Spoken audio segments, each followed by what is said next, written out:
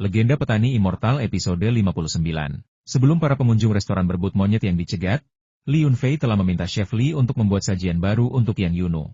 Namun kini, para pengunjung restoran telah melahap sepiring besar monyet yang dicegat dan masih belum puas. Mereka menatap sajian Yang Yunu dengan mata rakus. Tidak ada jalan lain, rasanya terlalu lezat. Jumlah biksu lebih banyak daripada daging, dan jumlahnya tidak cukup untuk semua orang. Orang kaya menawarkan harga yang sangat mahal, tetapi orang miskin tetap tidak bisa mendapatkan satu gigitan pun. Mereka menatap penuh kerinduan pada satu-satunya porsi yang tersisa.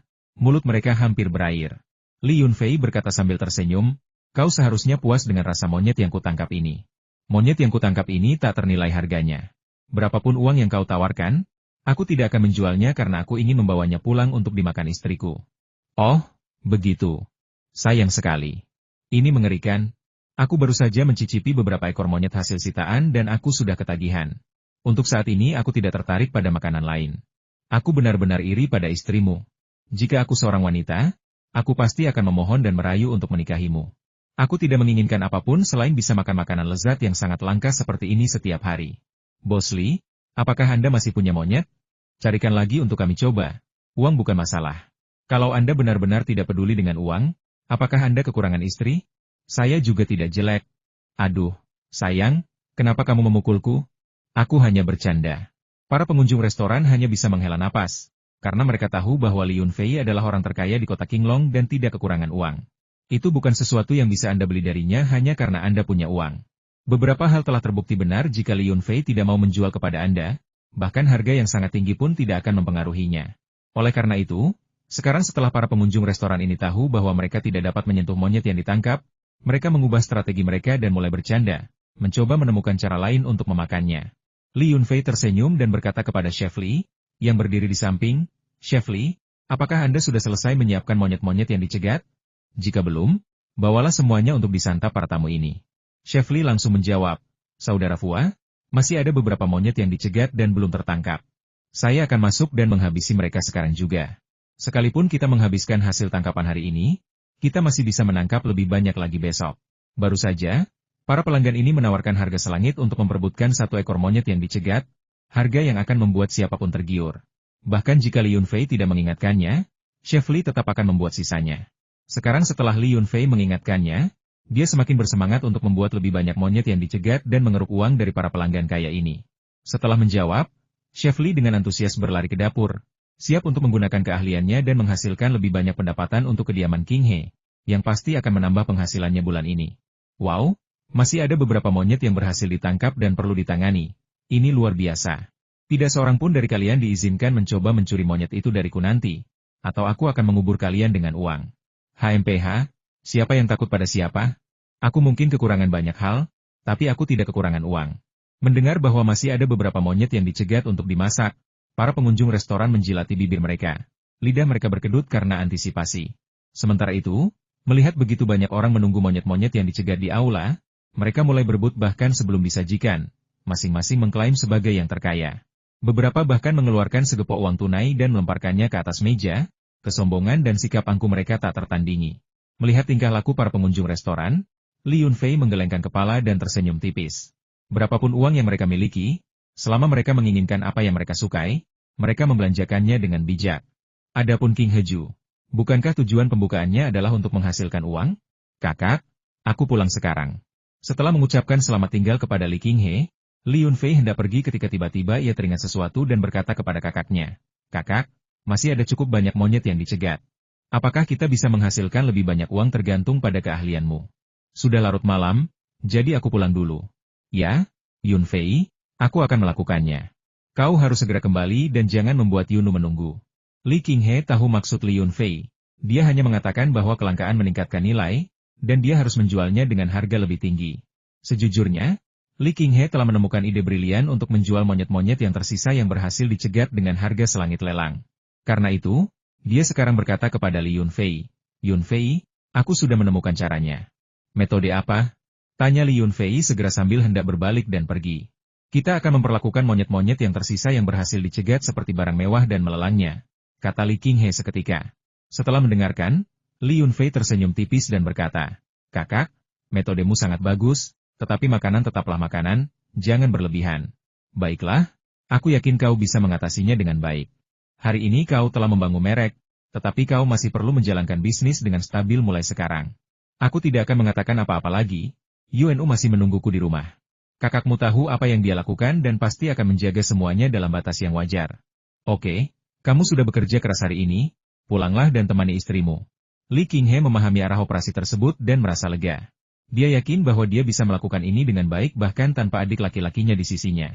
Baiklah, kakak tertua, aku akan kembali sekarang. Kau jaga Tongtong sebentar, sepupuku akan segera datang menjemputnya. Setelah mengatakan ini, Li Yunfei mengambil monyet yang dicegat dan berjalan keluar. Li Qinghe menjawab dengan satu kalimat, lalu meminta kedua anak itu mengucapkan selamat tinggal kepadanya. Selamat tinggal, Paman. Selamat malam, Paman.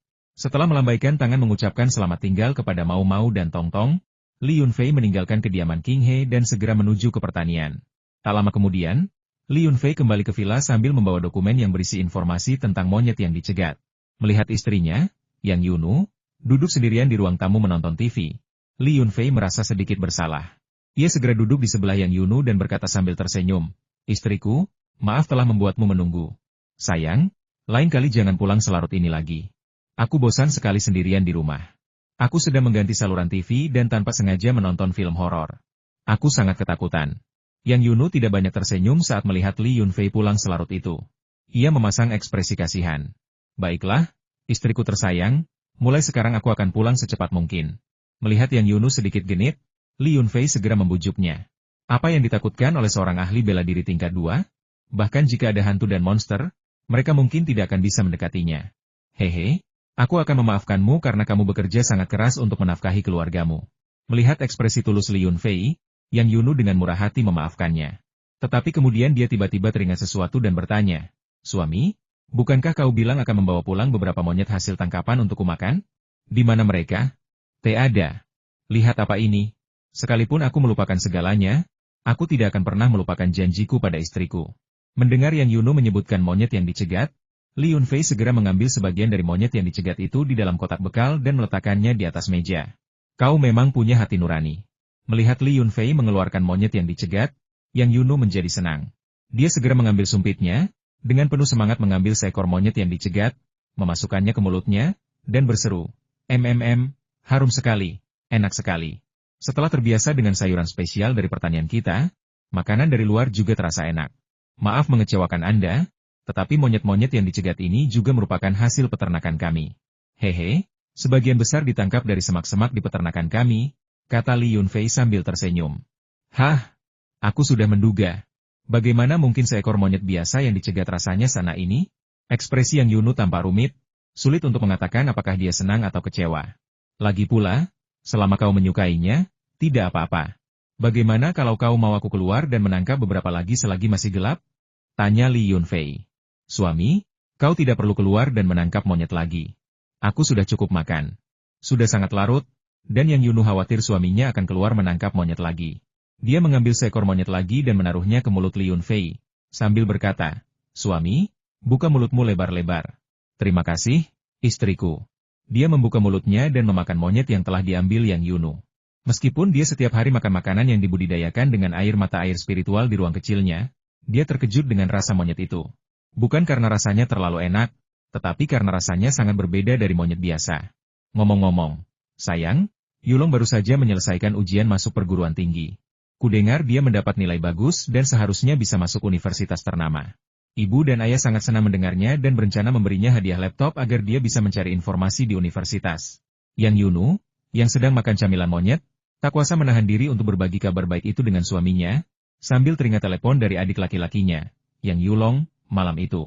"Bagus sekali. Yulong biasanya periang dan nakal, dan sepertinya tidak terlalu peduli dengan belajar. Aku khawatir apakah dia bisa masuk universitas. Sekarang dia yakin bisa lulus ujian masuk universitas tingkat pertama, itu hal yang baik. Aku senang untuknya. Saat dia menerima surat penerimaan, kami akan memberinya hadiah besar. Tidak masalah apakah dia sopan atau tidak. Pokoknya, dia selalu menumpang dari kita. Dia tidak pernah mengurangi uang kembalian untuk pakaian atau apapun. Terakhir kali, seorang pelanggan memberi kami 2 iPad, dan dia mengambil semuanya. Dia menggunakan 1, dan mengatakan dia akan memberikan yang lain kepada pacarnya. Ah, sudahlah, jangan bicarakan dia lagi. Itu semua sudah masa lalu. Selama dia bisa masuk universitas, saya, sebagai kakak perempuannya, bisa tenang. Yang Yunu, yang juga seorang lulusan universitas, memahami perbedaan antara mereka yang telah kuliah dan mereka yang belum. Universitas lebih dari sekadar ijazah, universitas mencakup banyak koneksi sosial tersembunyi. Pikiran dan perspektif seseorang meluas secara tak terasa. Haha, kau jelas sangat bahagia. Jadi kenapa kau pura-pura kecewa? Kalau bukan dia, siapa lagi yang kumaksud? Dengan kepribadianmu, kau pasti tak akan berhenti membicarakan momen bahagia seperti ini tanpa menyeretku berlama-lama, kan? Goda Li Yunfei. Aku juga bisa bercerita tentang Yudi. Dia sudah menyelesaikan magangnya dan hanya tinggal satu ijazah lagi untuk mengucapkan selamat tinggal pada sekolah selamanya. Dilihat dari nadanya yang bersemangat, dia sepertinya lelah berada di dalam sangkar universitas. Sungguh, universitas telah menjadi kota bertembok untuk era baru ini. Mereka yang di dalam ingin keluar, dan mereka yang di luar ingin masuk. Istriku, apa yang kau katakan terlalu mendalam. Kenapa terus-terusan bicara soal tembok? Kalau kau masuk universitas, apa yang akan kau lakukan? Kalau kau tidak keluar setelah lulus, universitas juga tidak akan senang padamu. Ngomong-ngomong, kapan Yudi pulang? Ingatkan aku agar kita bisa menjemputnya bersama di stasiun. Mendengar bahwa kakak iparnya, Yang Yudi, akan pulang, Li Yunfei sangat antusias, bahkan tanpa menyadarinya sendiri. Baru saja, Yudi bilang lewat telepon bahwa setelah lulus kuliah, jika dia tidak bisa mendapatkan pekerjaan yang cocok, dia ingin bekerja di pertanian keluarga kita dan menggunakan metode manajemen modern untuk membantu kita mengelola pertanian. Yang Yunu tidak tahu apa yang salah dengan ide adiknya, Yang Yudi, dan dia juga takut suaminya salah paham. Jadi dia tidak ingin menyembunyikannya dan menceritakan semuanya. Jika itu tidak pantas, mereka bisa mendiskusikannya perlahan. Li Yunfei berkata dengan gembira, "Istriku, Yudi kuliah di universitas bergengsi dan mengambil jurusan administrasi bisnis. Aku sangat senang jika dia bisa datang dan bekerja di pertanian kita. Saat dia kembali, dia bisa memilih posisi apapun yang dia inginkan, kecuali aku, bosnya. Bagaimana jika Yudi menginginkan posisiku sebagai istri bos?" Yang Yunu tiba-tiba mengedipkan mata dengan main-main dan membuat lelucon kepada suaminya. "Baiklah, berikan saja padanya." "Tidak, tunggu, istriku, biar ku jelaskan. Aku tidak mendengarmu dengan jelas, aku tertipu oleh tipu dayamu. Posisi ini jelas tak tersentuh, kau adalah permaisuri, bahkan jika dia menggunakan 1000 tipu daya, dia hanya bisa menjadi selir. Semakin ku jelaskan, semakin bingung kau. Istriku, jangan bicarakan ini lagi, ayo tidur, oke? HMPH, aku tahu kau tidak tenang. Malam ini aku akan tidur di ranjang, dan kau bisa tidur di sofa. Aku akan kembali ke kamarku untuk menelepon Yudi dan memberitahunya bahwa kau berencana mengundangnya kembali untuk menjadi istri bos, dan bahwa kau tertarik padanya." Saat berbicara, Yang Yunu tak kuasa menahan tawanya dan bersandar di pintu kamar tidur, terkekeh. Yang Yunu jarang sekali bercanda, tapi lelucon kali ini agak keterlaluan, membuat Li Yunfei sangat ketakutan hingga berkeringat dingin. Sejujurnya, dia selalu menganggap kakak iparnya yang cantik itu tombau. Terakhir kali dia membawanya pulang, dia hanya sesaat terpesona oleh kecantikannya, dan sama sekali tidak memikirkan hal lain. Tapi lelucon istrinya telah membuat hati Li Yunfei bergetar. Dia sudah memiliki Michelle, dia sama sekali tidak bisa membiarkan pikirannya melayang lagi. "Tenanglah, kamu harus tenang. Aku sama sekali tidak punya perasaan apapun terhadap saudara iparku, sungguh tidak ada. Adapun alasan mengapa aku berharap dia mau bekerja di pertanian, mungkin karena aku khawatir istriku akan kesepian di rumah sendirian, dan aku ingin menemaninya." Malam itu, percakapan mereka terasa seperti lelucon. Mereka tidur di ranjang besar lagi, tidak ada yang tidur di sofa, dan mereka bahkan sempat bermesraan. Namun, Li Yunfei masih sedikit gelisah. Bukan masalah dengan iparnya, Yang Yudie, yang mengganggunya, melainkan situasi dengan Michelle dan putrinya, yang seperti pedang yang menggantung di atas kepalanya.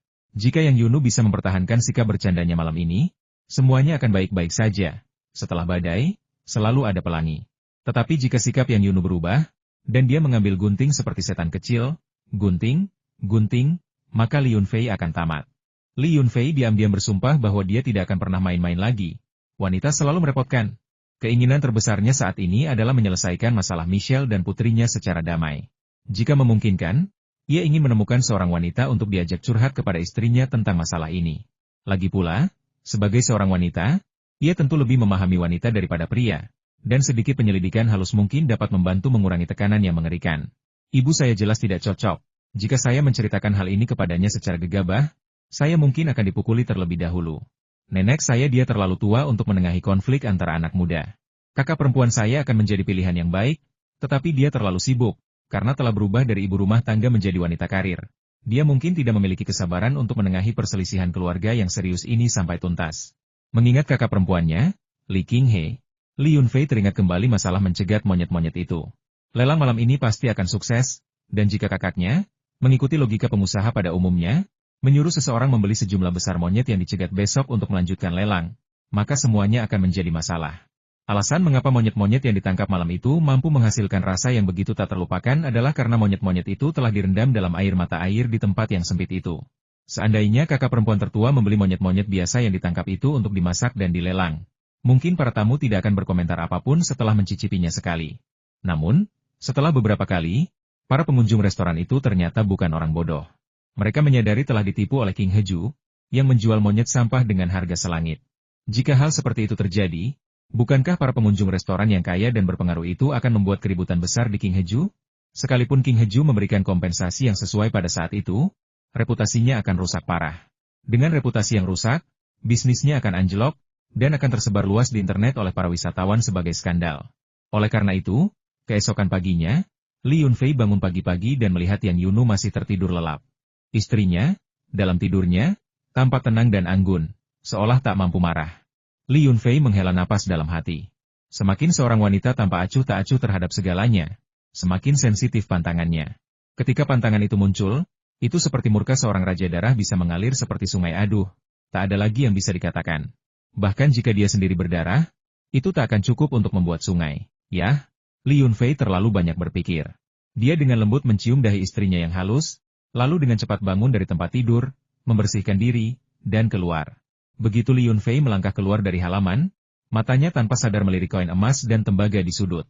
Dia memperhatikan bahwa perut koin emas itu telah membesar dibandingkan beberapa hari yang lalu, dan dia memperkirakan secara kasar bahwa koin emas itu akan melahirkan dalam beberapa hari ke depan. Dia harus mengawasinya.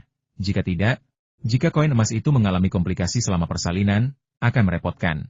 Guk. Koin tembaga yang menjaga koin emas itu melihat Li Yunfei menatapnya. Sepertinya ia teringat sesuatu dan mulai menggonggong tanpa henti kepada Li Yunfei, entah untuk menolak kedatangan tuannya atau untuk meminta makanan.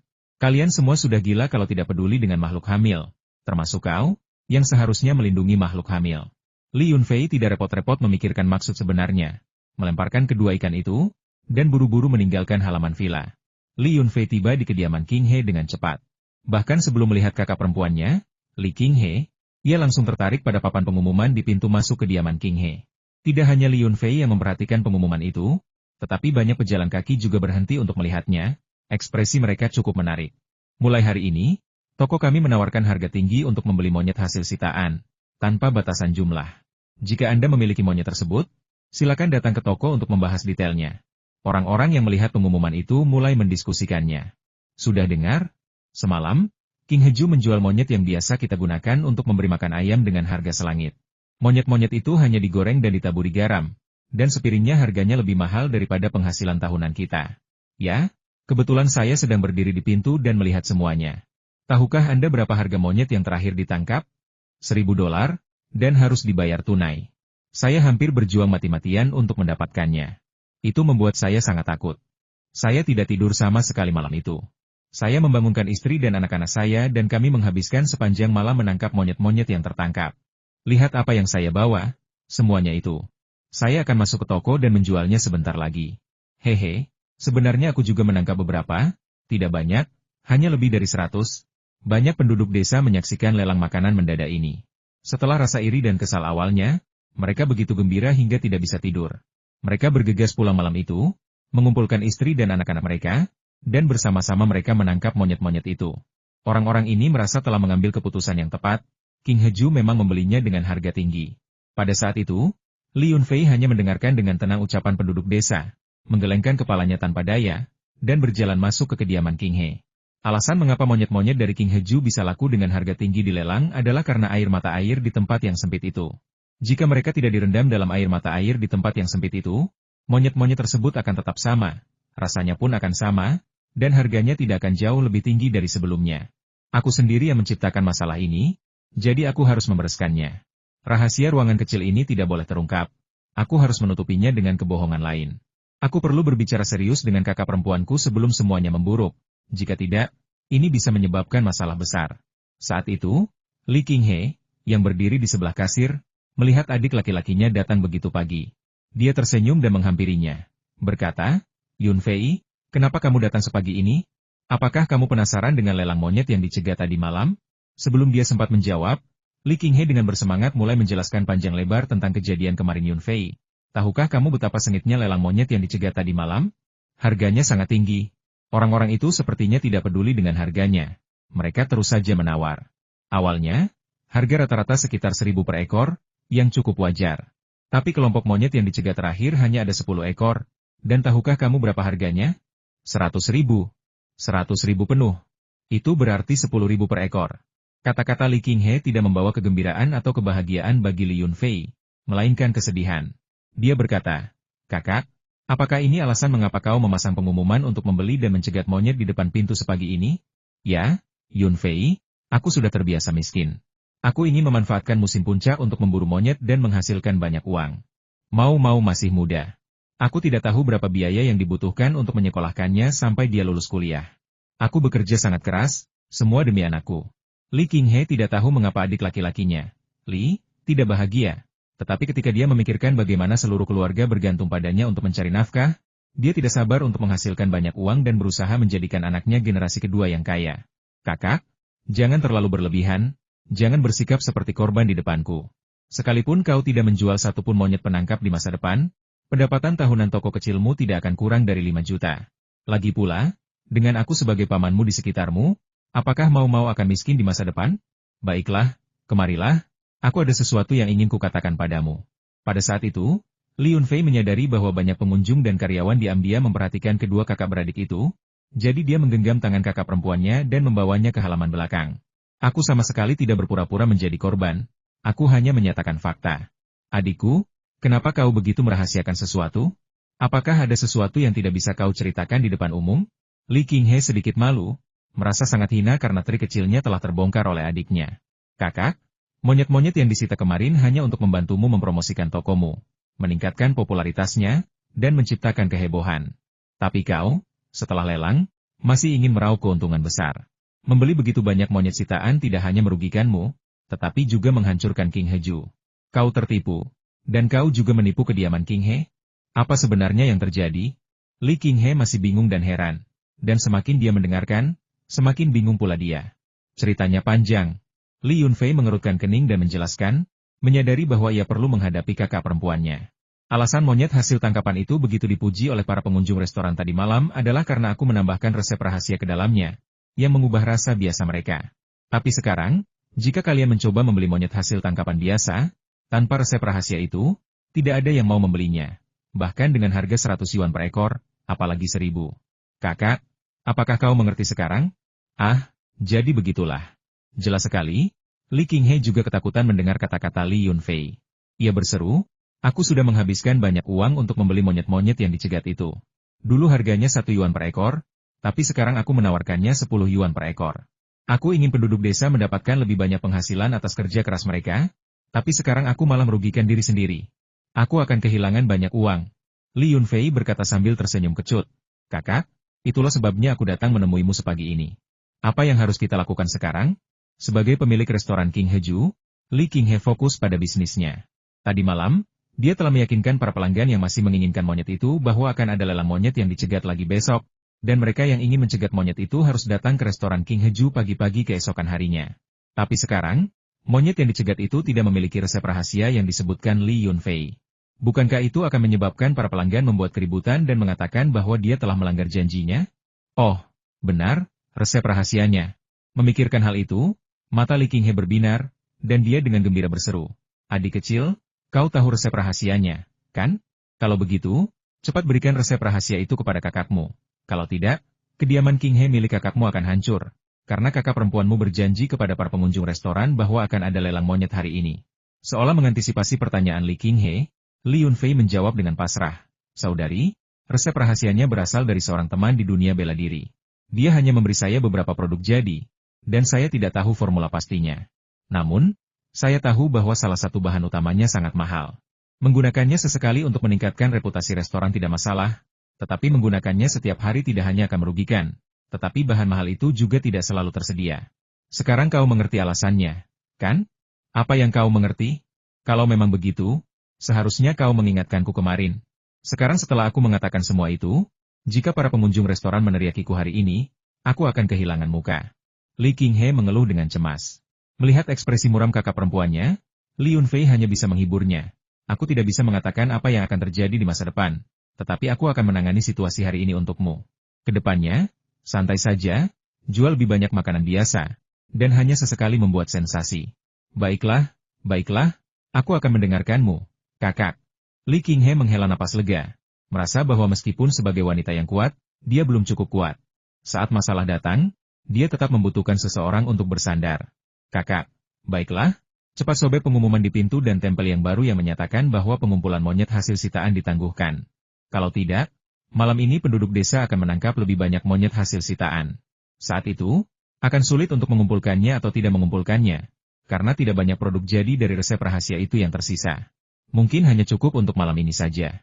Sebelum pergi, Li Yunfei mengingatkan kakak perempuannya bahwa ia tidak berdaya menghadapi penduduk desa yang meniru praktik King Heju. Ketertarikan buta mereka pada orang banyak pasti akan dihukum, karena mereka berasumsi bahwa apa yang orang lain bisa lakukan, mereka pun bisa melakukannya. Ia hanya berharap penduduk desa ini tidak terlalu serakah. Adikku, baiklah, aku akan segera mencopotnya dan menempelkan yang baru. Setelah semuanya dijelaskan dengan begitu jelas, bahkan Li Qinghe, yang ingin menghasilkan lebih banyak uang dengan mencegat monyet, tidak punya pilihan selain menyerah. Tak lama kemudian, dia membuat pengumuman baru dan menempelkannya di pintu depan. Setelah menyelesaikan berbagai urusan, Li Yunfei tidak tinggal lama di kediaman Qinghe sebelum menuju ke utara untuk memeriksa tambak ikan. Meskipun Li Tieshu sekarang bertanggung jawab atas peternakan ikan yang baru, Li Yunfei masih sedikit khawatir, karena ada terlalu banyak hal yang harus dilakukan dari awal. Setelah berhari-hari pembangunan, tambak ikan itu kini memiliki pagar, tanggul pemisah, dan gubuk pekerja, tetapi masih banyak hal yang belum selesai. Saat ini, Li Tieshu sedang sibuk membersihkan gulma dari kolam.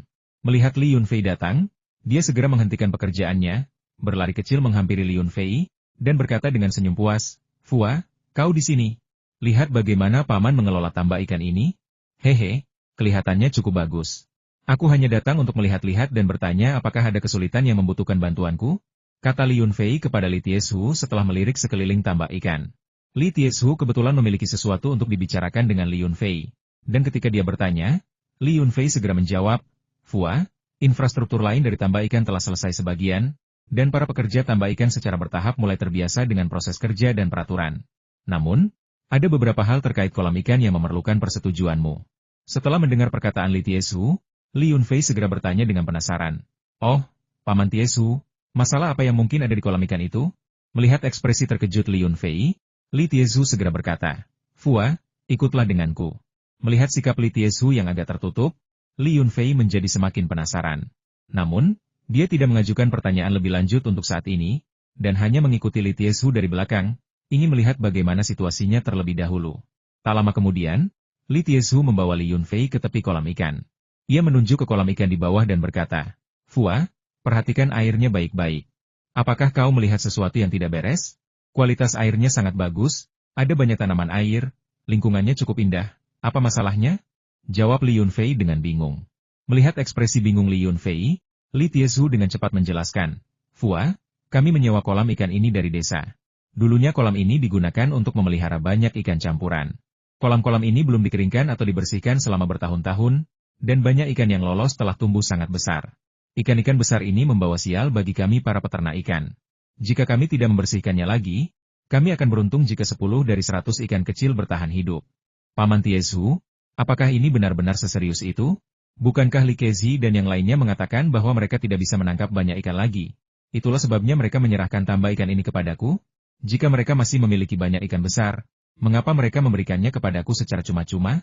Li Yunfei pernah menangani ikan air tawar di peternakan King Yu dan mengetahui seluk-beluknya, tetapi dia tidak menyangka akan seserius ini. "Fua, kau tidak mengerti. Tidakkah kau lihat berapa banyak kolam yang terhubung? Berapa banyak air yang ada di sana secara total? Dengan kemampuan Li Kezi dan anak buahnya, bagaimana mungkin mereka bisa membersihkan semuanya? Lupakan soal memompa air dan membersihkan, mereka bahkan tidak mampu menggunakan jaring besar. Jadi, setelah membersihkan lingkungan luar, kita masih harus membersihkan kolam-kolam besar ini. Dan kita harus memompa airnya hingga kering." Li Tiezhu berkata dengan sangat jelas. Usaha budidaya ikan Li Tiezhu sendiri gagal, tetapi itu tidak mengurangi pengalamannya yang berharga. Kegagalannya disebabkan oleh kurangnya keterampilan penjualan, yang mencegahnya mendapatkan harga yang baik. Sekarang, dengan Li Yunfei mempekerjakannya semata-mata untuk membudidayakan ikan tanpa mempertimbangkan penjualan, kepercayaan dirinya tampaknya telah kembali. Terlebih lagi, dia dan orang-orang seperti Li Kezi memiliki usia yang hampir sama, sehingga mereka saling mengenal kemampuan dan memahami kondisi tambak ikan masing-masing. Setelah mendengarkan dengan saksama kata-kata Li Tiezhu, Li Yunfei tiba-tiba menyadari mengapa kedua bersaudara itu, Li Kezi dan Li Kejing, melemparkan masalah-masalah ini kepadanya seperti kentang panas. Ternyata ada potensi masalah yang menunggunya untuk diselesaikan. Menurut Li Tiezhu, jika tambak ikan tidak dikeringkan dan ikan-ikan besar yang tersisa dari masa lalu tidak ditangkap, maka begitu benih ikan dilepaskan, benih-benih tersebut kemungkinan besar akan dimakan oleh ikan-ikan besar sebelum tumbuh dewasa, yang akan menjadi sia-sia. Jika kita menggunakan pompa, kolam-kolam ini akan menghabiskan sejumlah minyak dan tenaga kerja yang tidak diketahui. Itu hanya akan menambah banyak biaya tambahan tanpa alasan. Tidak heran ketika saya datang tadi. Saudara-saudara Li Kezi dan Li Kejing, menatap saya dengan curiga dan menjaga jarak. Mereka merasa bersalah. Setelah mempertimbangkannya sejenak, Li Yunfei berpikir bahwa meskipun agak merepotkan, itu bukan masalah besar, jadi dia tersenyum tenang dan berkata, Paman Tiezhu, mengapa harus begitu sopan? Ini hanya sedikit menambah biaya bahan bakar. Ayo kita mulai bekerja. Selagi cuaca cerah, mari kita kumpulkan semua orang dan bersihkan kolam untuk menangkap beberapa ikan besar. Baiklah, Fua, aku akan segera mengatur pekerjaan dan membersihkan kolam ikan secepat mungkin. Mendengar bahwa Li Yunfei tidak mempermasalahkan hal-hal ini, Li Tiezhu menghela napas lega. Belum lagi upah yang dibayarkan kepada para pekerja, biaya bahan bakar saja sudah mencapai beberapa ribu yuan.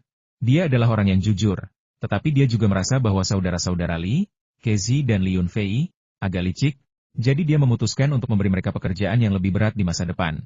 Melihat Li Tiezhu sibuk bekerja, Li Yunfei tiba-tiba menyadari bahwa ia masih kurang pengalaman manajemen.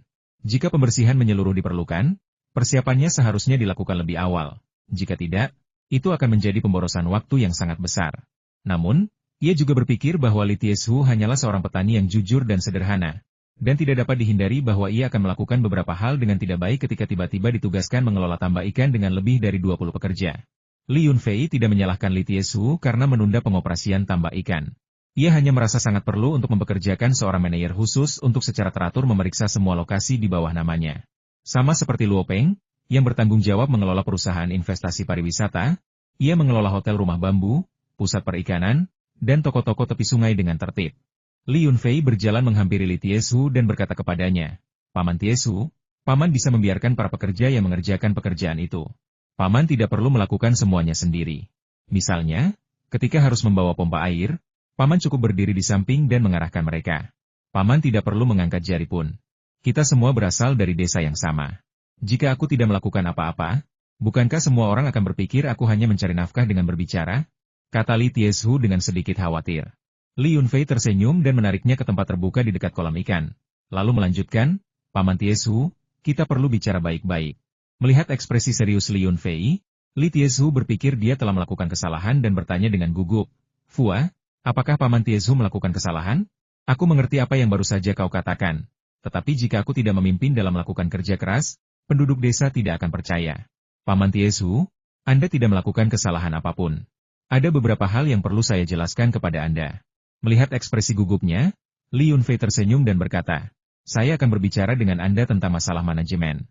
Setidaknya itu akan memudahkan pekerjaan Anda. Oh, kalau begitu Fua, katamu. Melihat Li Yunfei tersenyum, Li Tiezhu diam-diam menghela napas lega. Dia adalah seorang petani yang jujur, dan jarang sekali dia mendapatkan pekerjaan bergaji tinggi seperti itu bersama keponakannya, yang membuatnya terlihat baik di desa dan di depan kerabat serta teman-temannya. Saat berbicara dengan orang lain, dia dengan percaya diri mengatakan bahwa dia mengelola puluhan orang dan menghasilkan beberapa ribu yuan per bulan.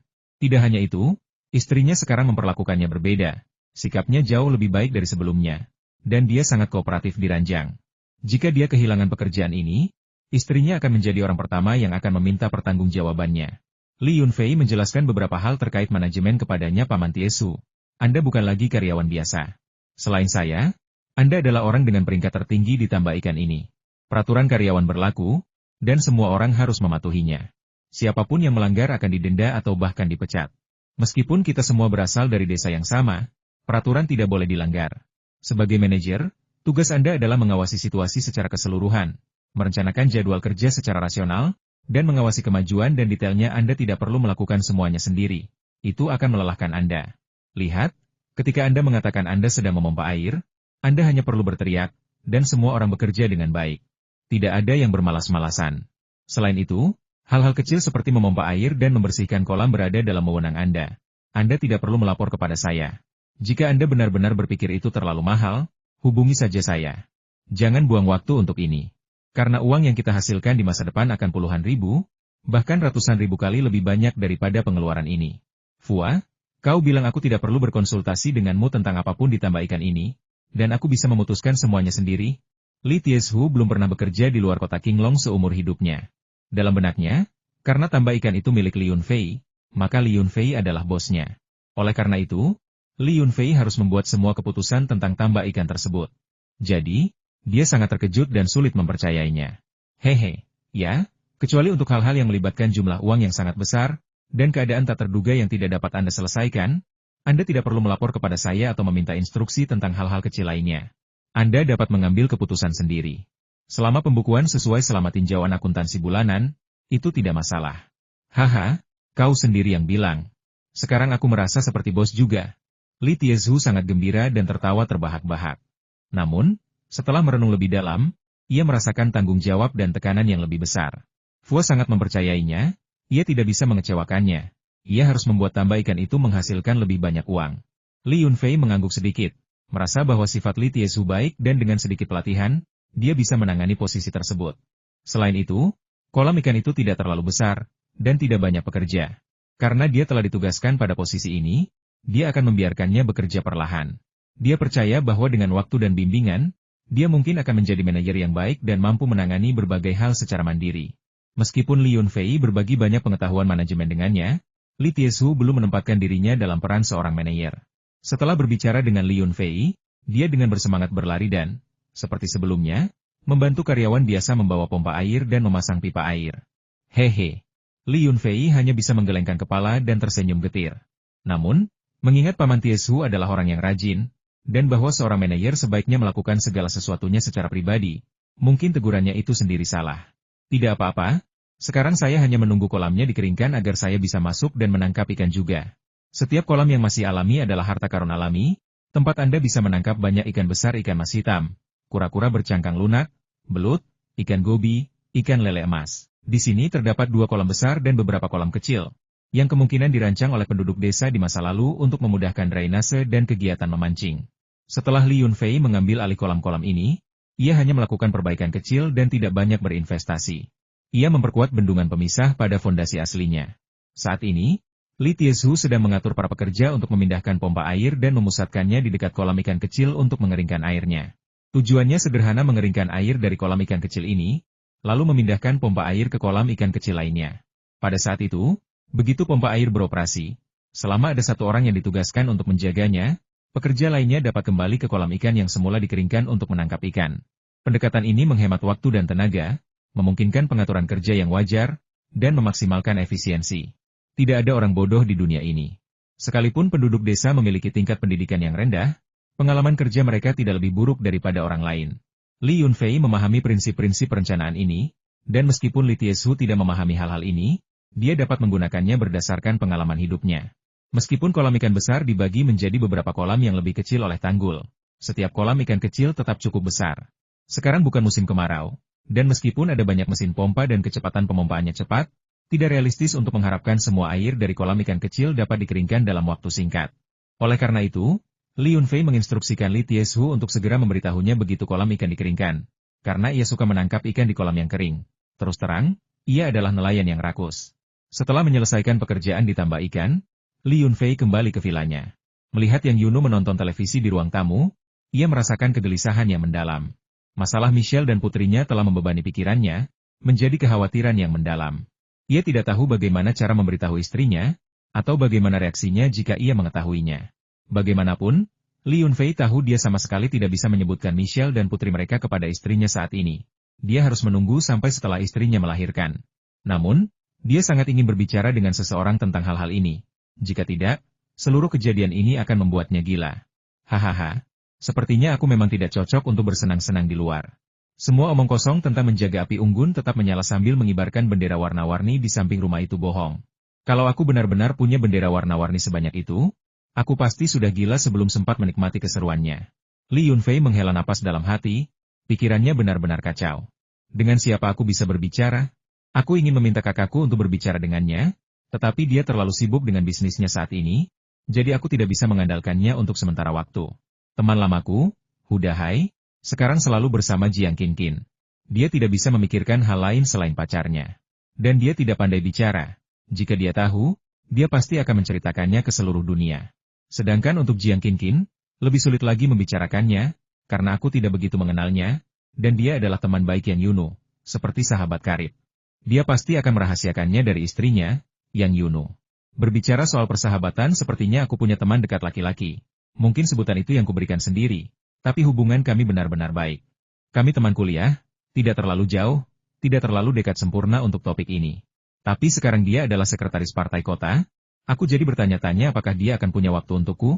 Yang Yunu, yang sedang menonton TV, tiba-tiba melihat Li Yunfei berdiri di depan pintu dengan linglung. Ia sedikit bingung dan bertanya dengan penasaran.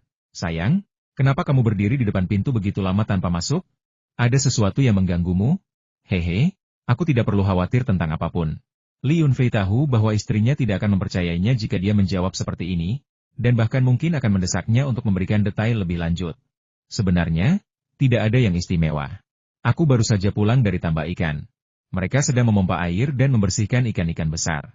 Kita akan membeli benih ikan dalam beberapa hari. Aku sedang memikirkan jenis ikan apa yang akan kita budidayakan di tambak. Apakah kamu punya saran yang bagus, sayang? Oh, begitu. Kukira suamiku selingkuh dan akan mengaku padaku. Yang Yunu bercanda santai sambil memegang remote control. Wanita hamil seringkali sensitif, dan seiring perut mereka membesar dan bentuk tubuh mereka berubah, mereka cenderung terlalu banyak berpikir. Dia tak kuasa menahan tawa. Haha, aku hanya bercanda. Tapi kurasa kita harus memelihara ikan apapun yang mahal. Dengan begitu kita bisa menghasilkan lebih banyak uang. Masuk akal. Kita akan memelihara ikan apapun yang mahal. Yu Jun itu sangat sombong. Mengatakan dia akan membeli ikan apapun yang aku pelihara, dan dia akan membayar berapapun harga yang aku minta. Aku akan memelihara ikan pisau sungai Yangtze dan melihat apakah dia mampu membelinya. Li Yunfei baru saja terkejut dengan kata-kata istrinya dan berkeringat dingin. Setelah pulih, dia mulai berbicara panjang lebar, mencoba terdengar santai. Sayang, dia tidak tahu apa-apa tentang pemeliharaan ikan, dia hanya bicara santai. Kamu bisa memutuskan sendiri. Kakak Yu Jun orang baik. Dia paling tertarik pada 4 jenis ikan air tawar utama. Jika kamu ingin memelihara ikan pisau sungai Yangtze, dia mungkin akan menangis terseduh-seduh. Yang Yunu tahu dia tidak tahu apa-apa tentang pemeliharaan ikan dan tidak ingin merepotkan Li Yunfei. Namun, sebagai istri bos, dia tentu menyadari beberapa hal menarik yang terjadi di dunia bisnis. Yu Jun, pemilik Chuan Fu Fish King, telah datang berkali-kali untuk meminta ikan, dan memberinya cukup banyak hadiah. 2 iPad Apple yang dicuri adik laki-lakinya, Yang Yulong, terakhir kali adalah hadiah darinya. Sayang, aku mengerti. Aku akan mempertimbangkan kebutuhan Yu Jun. Jika pria itu benar-benar putus asa, dia bahkan mungkin akan mengendarai mobilnya untuk memblokir gerbang pertanian kita, kata Li Yunfei sambil tersenyum. Setelah itu, Li Yunfei mengobrol santai dengan Yang Yunu sebentar. Karena Yang Yunu sedang hamil dan sudah menonton TV cukup lama, ia segera kembali ke kamarnya untuk mendengarkan musik prenatal. Melihat istrinya kembali ke kamar tidur, Li Yunfei pergi ke garasi untuk mengambil mobil dan kemudian berkendara menuju pasar kota Qinglong. Tak lama kemudian, Li Yunfei tiba di gerbang kantor pemerintahan kota, memarkir mobilnya, mengeluarkan ponselnya, menekan sebuah nomor, dan setelah panggilan terhubung, tersenyum dan berkata, Sekretaris Wu, apa yang sedang Anda sibukkan akhir-akhir ini? Teman lama, kau orang yang sangat sibuk, ada apa kau meneleponku hari ini? Mengingat sifat oportunismu, kau tidak mungkin membutuhkan sesuatu dariku, kan? Mari kita perjelas aku berhutang budi padamu karena telah memberimu posisi ini, tetapi tidak ada kesepakatan di balik layar. Reputasiku sebagai Wu Qingtian bahkan belum mapan di kota Qinglong, dan aku tidak ingin kau merusaknya. Tawa mengejek Wu Xiaoyu terdengar dari ujung telepon. Hehe, Sekretaris Wu, kau sudah membungkamku bahkan sebelum aku membuka mulut. Li Yunfei merasa santai tanpa alasan yang jelas saat mengobrol dengannya, saling bercanda. Apa? Memberiku kesempatan untuk menjilatmu? Ayo kita cari tempat duduk. Oh, bukankah kau sudah terlambat mencoba mengambil hatiku? Jika kau mengajakku kencan, bukankah kau takut istrimu akan cemburu? Wu Xiaoyu terdiam. Dia pasti sedang berada di kantornya, di mana dia bisa bercanda tanpa batasan. Istriku tidak cemburu, oke. Anggap ini caraku untuk mengambil hatimu. Aku sedang berada di gerbang kantor pemerintahan kota sekarang. Kau mengenali mobilku, jadi masuk saja saat kau sampai di sana. Li Yunfei tidak berbasa-basi dan langsung memberitahukan lokasinya. Sepertinya kamu benar-benar ada urusan hari ini. Oke, aku sudah melihat mobilmu, aku akan segera turun. Wu Xiaoyu berkata lalu menutup telepon. Sekitar 5 atau 6 menit kemudian, Li Yunfei, yang duduk di dalam mobil, melihat Wu Xiaoyu, berpakaian rapi, berjalan keluar dari kompleks pemerintahan kota dengan sepasang sepatu hak rendah berujung lancip. Ayo pergi, teman lamaku. Aku bahkan membatalkan rapat kerjaku setengah jam yang lalu demi kamu. Bagaimana? Bukankah itu sudah cukup bagimu? Wu Xiaoyu masuk ke dalam mobil dan duduk dengan sangat santai di kursi penumpang. Kepalanya mendongak ke belakang, dadanya membusung, dan jari-jarinya yang ramping mencubit perutnya, seolah-olah dia cukup lelah. Hehe, sekarang setelah kau sebutkan, aku merasa jauh lebih lega. Jarang sekali sekretaris berkenan menemuiku, jadi aku akan memastikan kau terurus dengan baik. Kau akan punya banyak makanan dan minuman, banyak kegiatan, dan kau bisa memilih tempat manapun yang kau suka. Li Yunfei tertawa sambil menyalakan mobil dan melaju perlahan. Mendengarmu mengatakan itu untuk pertama kalinya, rasanya masuk akal, tetapi ada sesuatu yang terasa janggal. Siapa yang menyuruhmu melayaniku? Kamerat Li Yunfei, kau tidak boleh merusak kader nasional yang begitu hebat sepertiku, karena aku sangat mudah tergoda. Sekretaris Wu tampaknya telah lama menekan perasaannya, tidak dapat menemukan seseorang untuk diajak bicara secara setara. Sekarang, melihat teman lamanya, kata-katanya mengungkapkan kemudahan dan kegembiraan yang jarang terlihat. Kalian para kader bahkan tidak perlu kami untuk merusak kalian, kalian sudah cukup hebat sedangkan soal godaan, aku tak sanggup menenggungnya. Li Yunfei tertawa. Pergi sana. Apa yang kau bicarakan? Beri aku jawaban yang jelas. Sekretaris, tenanglah. Saya salah, oke? Aduh, jangan cubit saya. Nanti istri saya salah paham. HMPH, aku akan membiarkanmu lolos untuk saat ini. Mendengar Li Yunfei mengatakan ini, Wu Xiaoyu memutuskan untuk membiarkannya lolos. Namun, dia merasa sikap Li Yunfei hari ini agak aneh. Dia sepertinya berpura-pura santai dan sengaja bersikap jauh lebih ramah padanya. Jika tidak, dengan lidahnya yang tajam, siapa yang tahu bagaimana dia akan menghinanya. Di kota ini, semua pemilik restoran mengenal Li Yunfei. Namun, pergi ke kota untuk makan terlalu jauh. Setelah berkendara beberapa saat, Li Yunfei pergi ke kota tetangga dan menemukan tempat yang relatif bersih. Mereka berdua masuk, menemukan ruang pribadi, memesan beberapa hidangan, dan mulai menikmati hidangan. Teman lama, kau sudah lama memendamnya. Jika ada sesuatu yang ingin kau sampaikan, katakan saja langsung. Aku tidak punya waktu untuk bertele-tele. Menjadi pemimpin juga bukan hal mudah bagiku. Aku muak mendengar omong kosong di kalangan pejabat. Jika kau tidak mengatakannya sekarang, aku hanya akan menganggap kau mengundangku makan malam dan aku tidak akan meminta apapun lagi, kata Wu Xiaoyu terus terang. Baiklah, UM. Li Yunfei ragu-ragu sebelum menyelesaikan ucapannya, merasa bahwa ia terlalu terburu-buru dan tidak yakin apakah Wu Xiaoyu adalah orang yang paling tepat untuk diajak berbagi rahasia. Lagi pula, hal semacam ini bukanlah sesuatu yang bisa dibanggakan siapapun. Melihat ekspresi Li Yunfei, Wu Xiaoyu menjadi bingung, pikirannya dipenuhi berbagai macam pikiran. Mungkinkah teman lamanya ini akan menyatakan perasaannya padanya? Laki-laki biasanya malu-malu soal hal semacam ini, tapi sepertinya tidak mungkin. Jika Li Yunfei memiliki niat seperti itu, ketika dia berada di titik terendah tahun lalu, dia dengan santai menunjukkan sedikit pesona dewasa, dan mungkin dia akan jatuh cinta padanya. Tapi sekarang tidak. Dia terlalu banyak berpikir lagi, mungkin Li Yunfei sedang bertengkar dengan istrinya dan ingin berbicara dengannya dan melampiaskan perasaannya. Teman lama, apakah kamu bertengkar dengan istrimu? Tidak? Atau kamu ingin meminjam uang dariku? Kalau tidak, mengingat hubungan kita, seharusnya tidak sulit untuk meminta, kan? Tapi itu juga tidak masuk akal. Kamu adalah orang terkaya di kota Qinglong.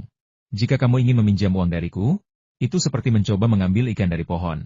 Wu Xiaoyu berusaha sebaik mungkin untuk mencairkan suasana dan mengarahkan percakapan ke arah yang lebih santai. Mendengar perkataan Wu Xiaoyu, Li Yunfei segera berkata, "Sekretarisku yang terhormat, apa yang Anda pikirkan? Saya dan istri saya memiliki hubungan yang baik, kami tidak akan pernah bertengkar, dan saya tidak akan pernah meminta uang kepada Anda. Anda bisa tenang soal itu." Baiklah, akan saya ceritakan, hanya saja seorang teman saya mengalami masalah dan sangat khawatir.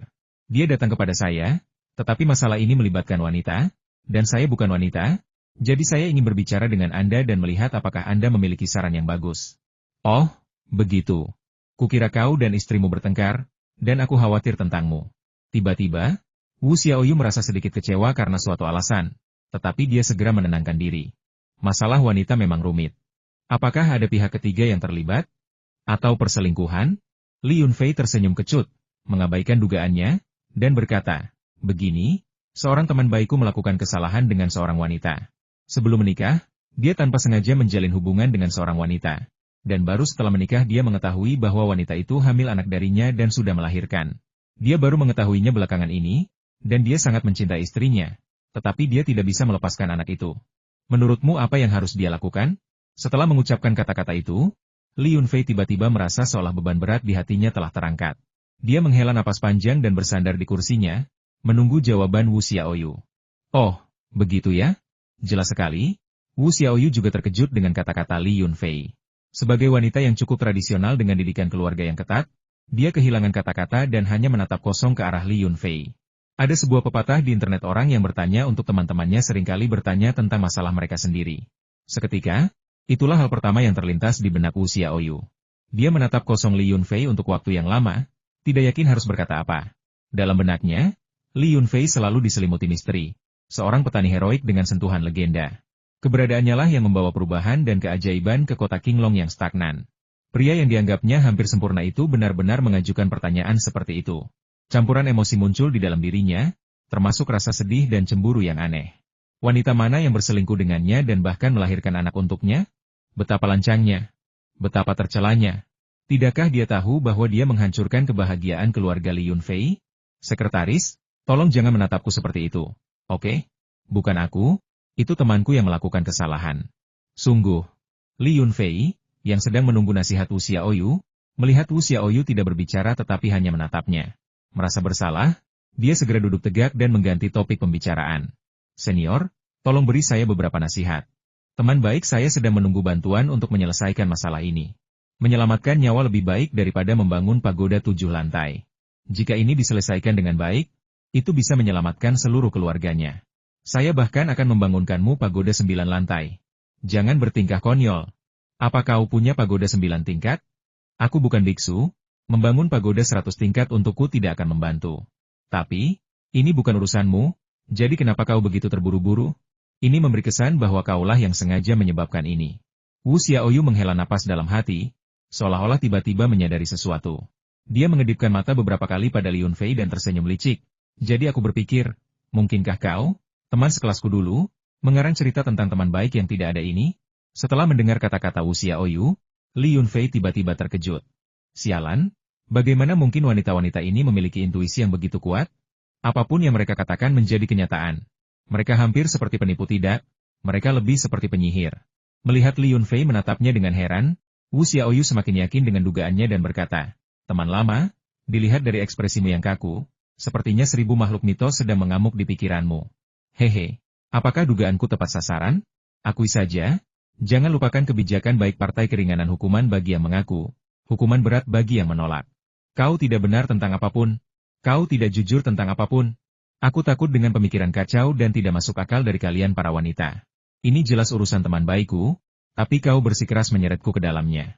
Ada pepatah yang mengatakan, pikiran seorang wanita itu seperti kutu, berubah setiap kali melompat. Li Yunfei memutar bola matanya ke arah Wu Xiaoyu, bertekad untuk melawan sampai akhir dan menyangkalnya sampai mati. Dia menjelaskan dengan alasan dan emosi. Sekretarisku yang terhormat, tolong gunakan akal sehatmu. Kau sudah cukup lama berada di kota Qinglong. Pernahkah kau mendengar desas-desus tentangku dengan wanita manapun? Jika orang mengatakan bahwa aku memiliki hubungan yang ambigu denganmu, Sekretaris Wu, mereka mungkin akan mempercayainya karena kita cukup dekat. Tetapi mengatakan bahwa aku telah melakukan hal seperti itu kepada seorang teman baik sama sekali tidak mungkin. Teman lama, jangan coba-coba menjelek-jelekan namaku dulu. Jangan menyeretku bersamamu sebelum masalahmu terselesaikan. Ngomong-ngomong, pernahkah kau mendengar pepatah internet yang terkenal itu? Wu Xiaoyu bertanya kepada Li Yunfei dengan penuh rasa ingin tahu. Kutipan terkenal apa? Tanya Li Yunfei dengan terkejut. Kau konyol sekali. Kau bahkan tidak bisa memahaminya. Penjelasan hanyalah kedok. Kedok adalah kebenaran, kebenaran adalah pelarian, pelarian adalah penipuan, penipuan adalah kebohongan, dan kebohongan adalah sesuatu yang benar-benar terjadi. Wu Xiaoyu menutup mulutnya dan terkekeh, menatap Li Yunfei dengan heran. Terus terang saja, semakin seseorang berusaha menutupi sesuatu, semakin besar kemungkinan itu adalah kebenaran. Tapi aku benar-benar penasaran, wanita cantik mana yang tidak menimbulkan masalah atau mengganggumu, dan dengan sukarela melahirkan anakmu? Hentikan, hentikan. Kata-kata Wu Xiaoyu menghantam Li Yunfei seperti sambaran petir, membuatnya sangat bingung. Dia segera menghentikan Wu Xiaoyu melanjutkan spekulasinya. Sekretaris Wu, menggunakan kutipan internet itu satu hal, tetapi bisakah Anda berhenti mencoba menyalahkan saya? Kita mungkin dekat, tetapi saya akan menuntut Anda atas pencemaran nama baik jika Anda terus berbicara omong kosong. Haha, teman lama, apakah kau sedang marah sekarang, atau kau sudah berencana membunuh seseorang untuk membungkamnya? Pada saat ini, mata Wu Xiaoyu jernih, dan dia mengamati reaksi halus Li Yunfei dengan penuh minat. Sama sekali tidak menunjukkan rasa takut pada Li Yunfei. Tak sanggup menahan tatapan intens orang lain, Li Yunfei hanya bisa menghela napas dan berkata, aku benar-benar berteman dengan orang yang buruk. Aku memintamu menganalisis masalah kecil, dan kau malah menyeretku ke dalamnya. Sudahlah, lupakan saja pertanyaanku itu. Ayo makan, makan, dan setelah selesai makan, kita semua akan pulang dan mencari ibu kita masing-masing. Wu Xiaoyu merasa sudah cukup membuat keributan dan merasakan kesabaran Li Yunfei sudah habis, jadi dia tersenyum dan berkata, baiklah, karena Anda sudah bertanya dan bahkan mengundang saya makan malam, saya khawatir Anda akan mengusir saya dari ruang pribadi jika saya tidak mengatakan apa-apa. Dan saya bahkan tidak akan bisa makan. Sejujurnya, saya belum pernah mengalami hal seperti ini sebelumnya, jadi saya tidak tahu harus berbuat apa. Tetapi sebagai seorang wanita, saya tentu tidak ingin suami saya memiliki wanita lain, apalagi anak di luar nikah. Ngomong-ngomong, apakah anak Anda laki-laki atau perempuan? Anakku. Li Yunfei menjawab dengan santai, lalu menyadari bahwa dia telah tertipu. Sangat mudah untuk tertipu.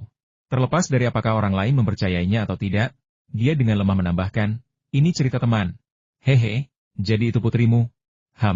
Teman lama, sekarang aku percaya padamu. Ini cerita orang lain, jadi aku tidak lagi meragukanmu. Wu Xiaoyu pada dasarnya telah memastikan bahwa itu adalah cerita Li Yunfei, dan memang tidak perlu mengujinya lagi. Wajah Li Yunfei menjadi gelap. Ia merasa telah salah orang hari ini dan seharusnya tidak terburu-buru meminta bantuan.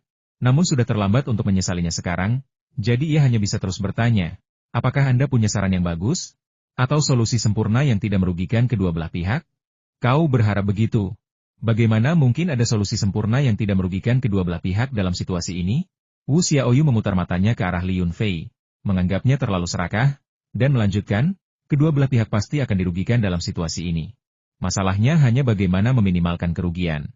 Begitu semuanya terungkap, pria itu terjebak di tengah, yang merupakan situasi paling sulit. Tidak peduli pihak mana yang dia dukung, pihak lain akan menderita kerugian 2 kali lipat. Kecuali kedua wanita itu saling mencintai dan cukup terlibat untuk bersedia mengikuti pria itu pada saat yang sama. Ini akan membuat teman baikmu pusing. Li Yunfei mengetahui situasinya saat ini bahkan tanpa Wu Xiaoyu mengatakan apapun. Jika dia sepenuhnya mengabaikan Michelle dan putrinya, itu akan menyebabkan kerugian yang tak dapat diperbaiki bagi mereka. Tetapi jika dia memberitahu Yang Yunu tentang Michelle dan putrinya, bukankah itu juga akan menyebabkan kerugian besar bagi Yang Yunu? Selain itu, dia tidak sanggup berpisah dengan putrinya, Chloe, sekarang. Tidak peduli seberapa banyak orang mengkritiknya, dia ingin selalu berada di sisi putrinya, tertawa dan menangis bersamanya, dan menemaninya tumbuh dewasa. Li Yunfei berkata sambil sakit kepala, Sekretaris Wu, hal yang paling mengganggu teman baik saya bukanlah wanita yang melahirkan anak-anaknya, melainkan istrinya. Selama masalah istrinya terselesaikan, ketiga pihak akan baik-baik saja. Dengan kata lain, dia telah menyelesaikan salah satu masalah wanita. Setelah terdiam sejenak, Li Yunfei melanjutkan, itulah mengapa teman baikku meminta bantuanku, untuk melihat apakah ada cara untuk menyelesaikan sikap istrinya terhadap masalah ini.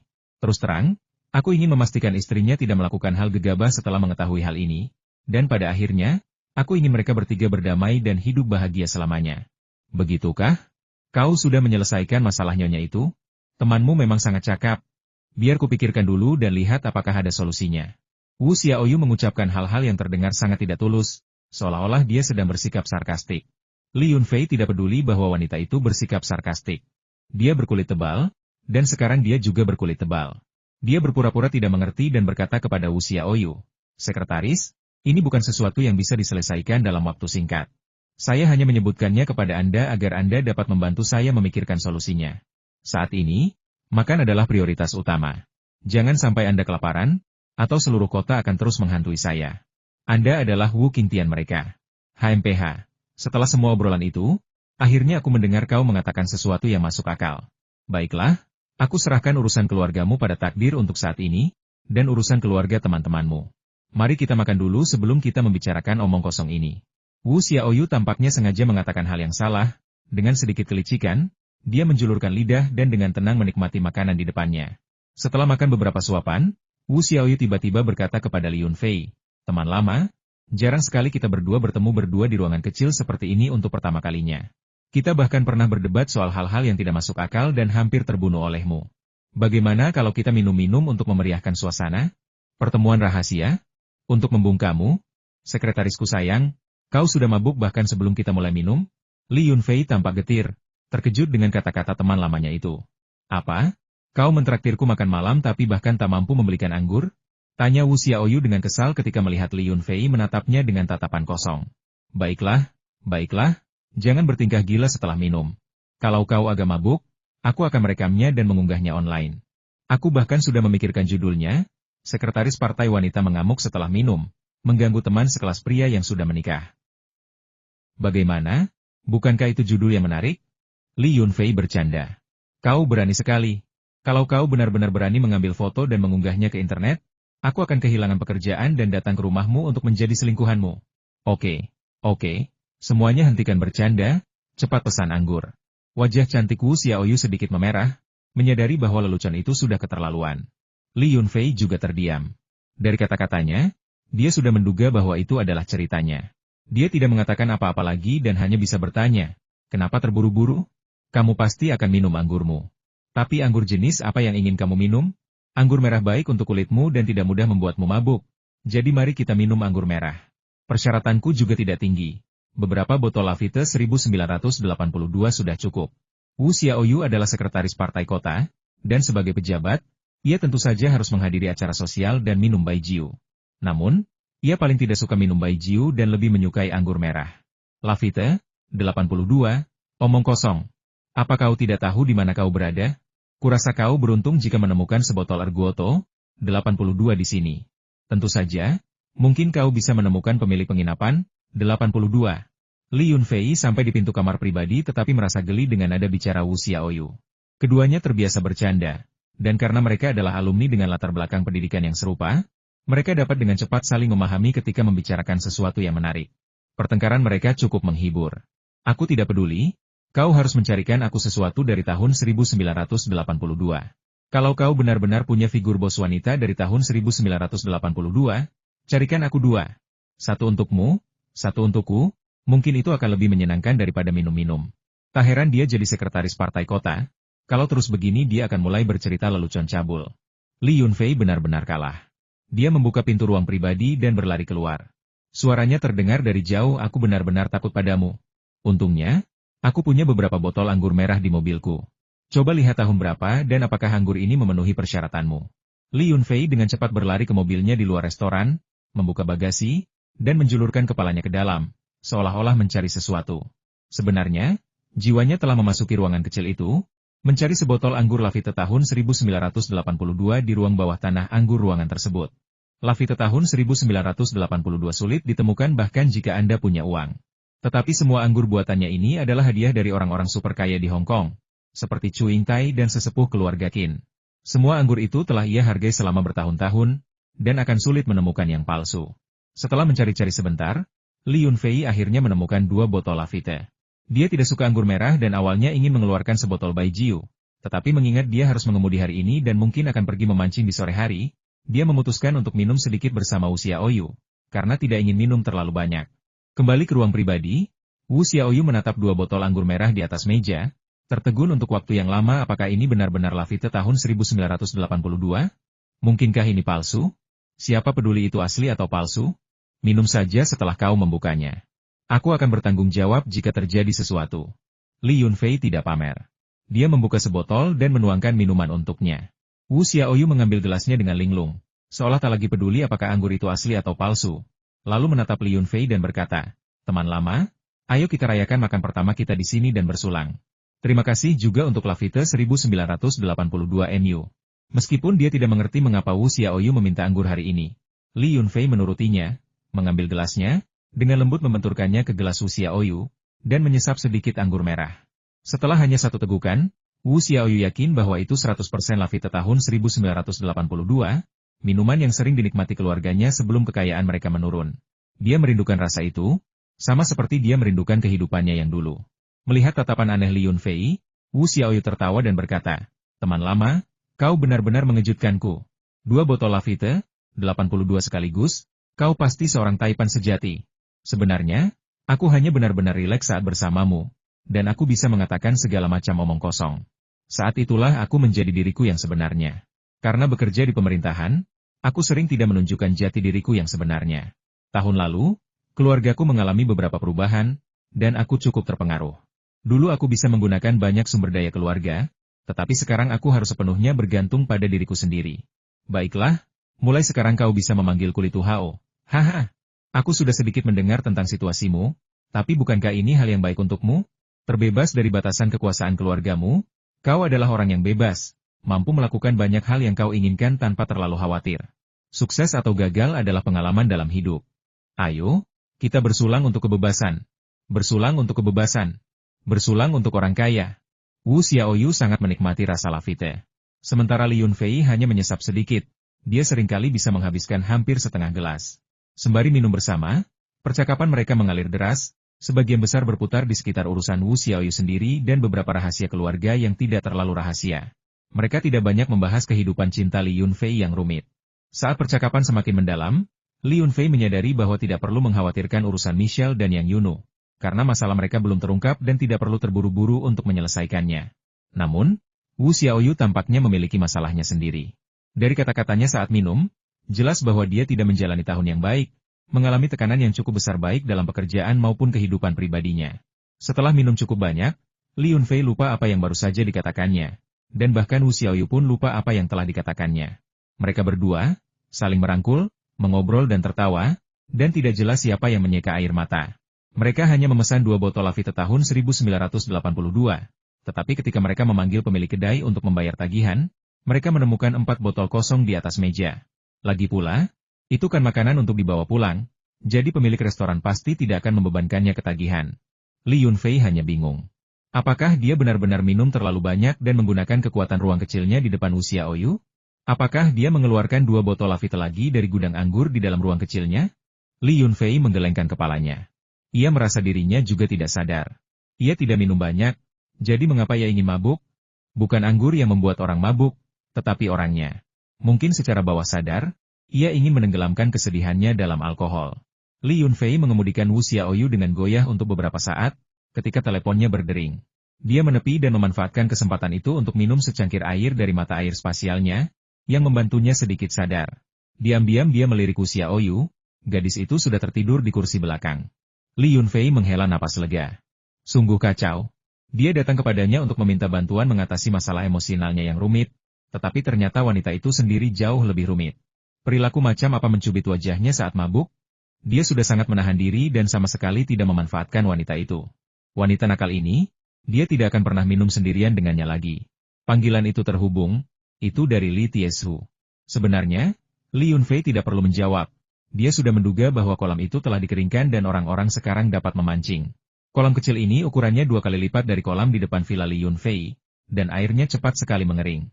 Di telepon, Li Tiesu terdengar bersemangat, berteriak dengan suara kerasnya yang khas, "Fua, kembalilah dan tangkap ikan. Ada banyak sekali ikan besar di sini.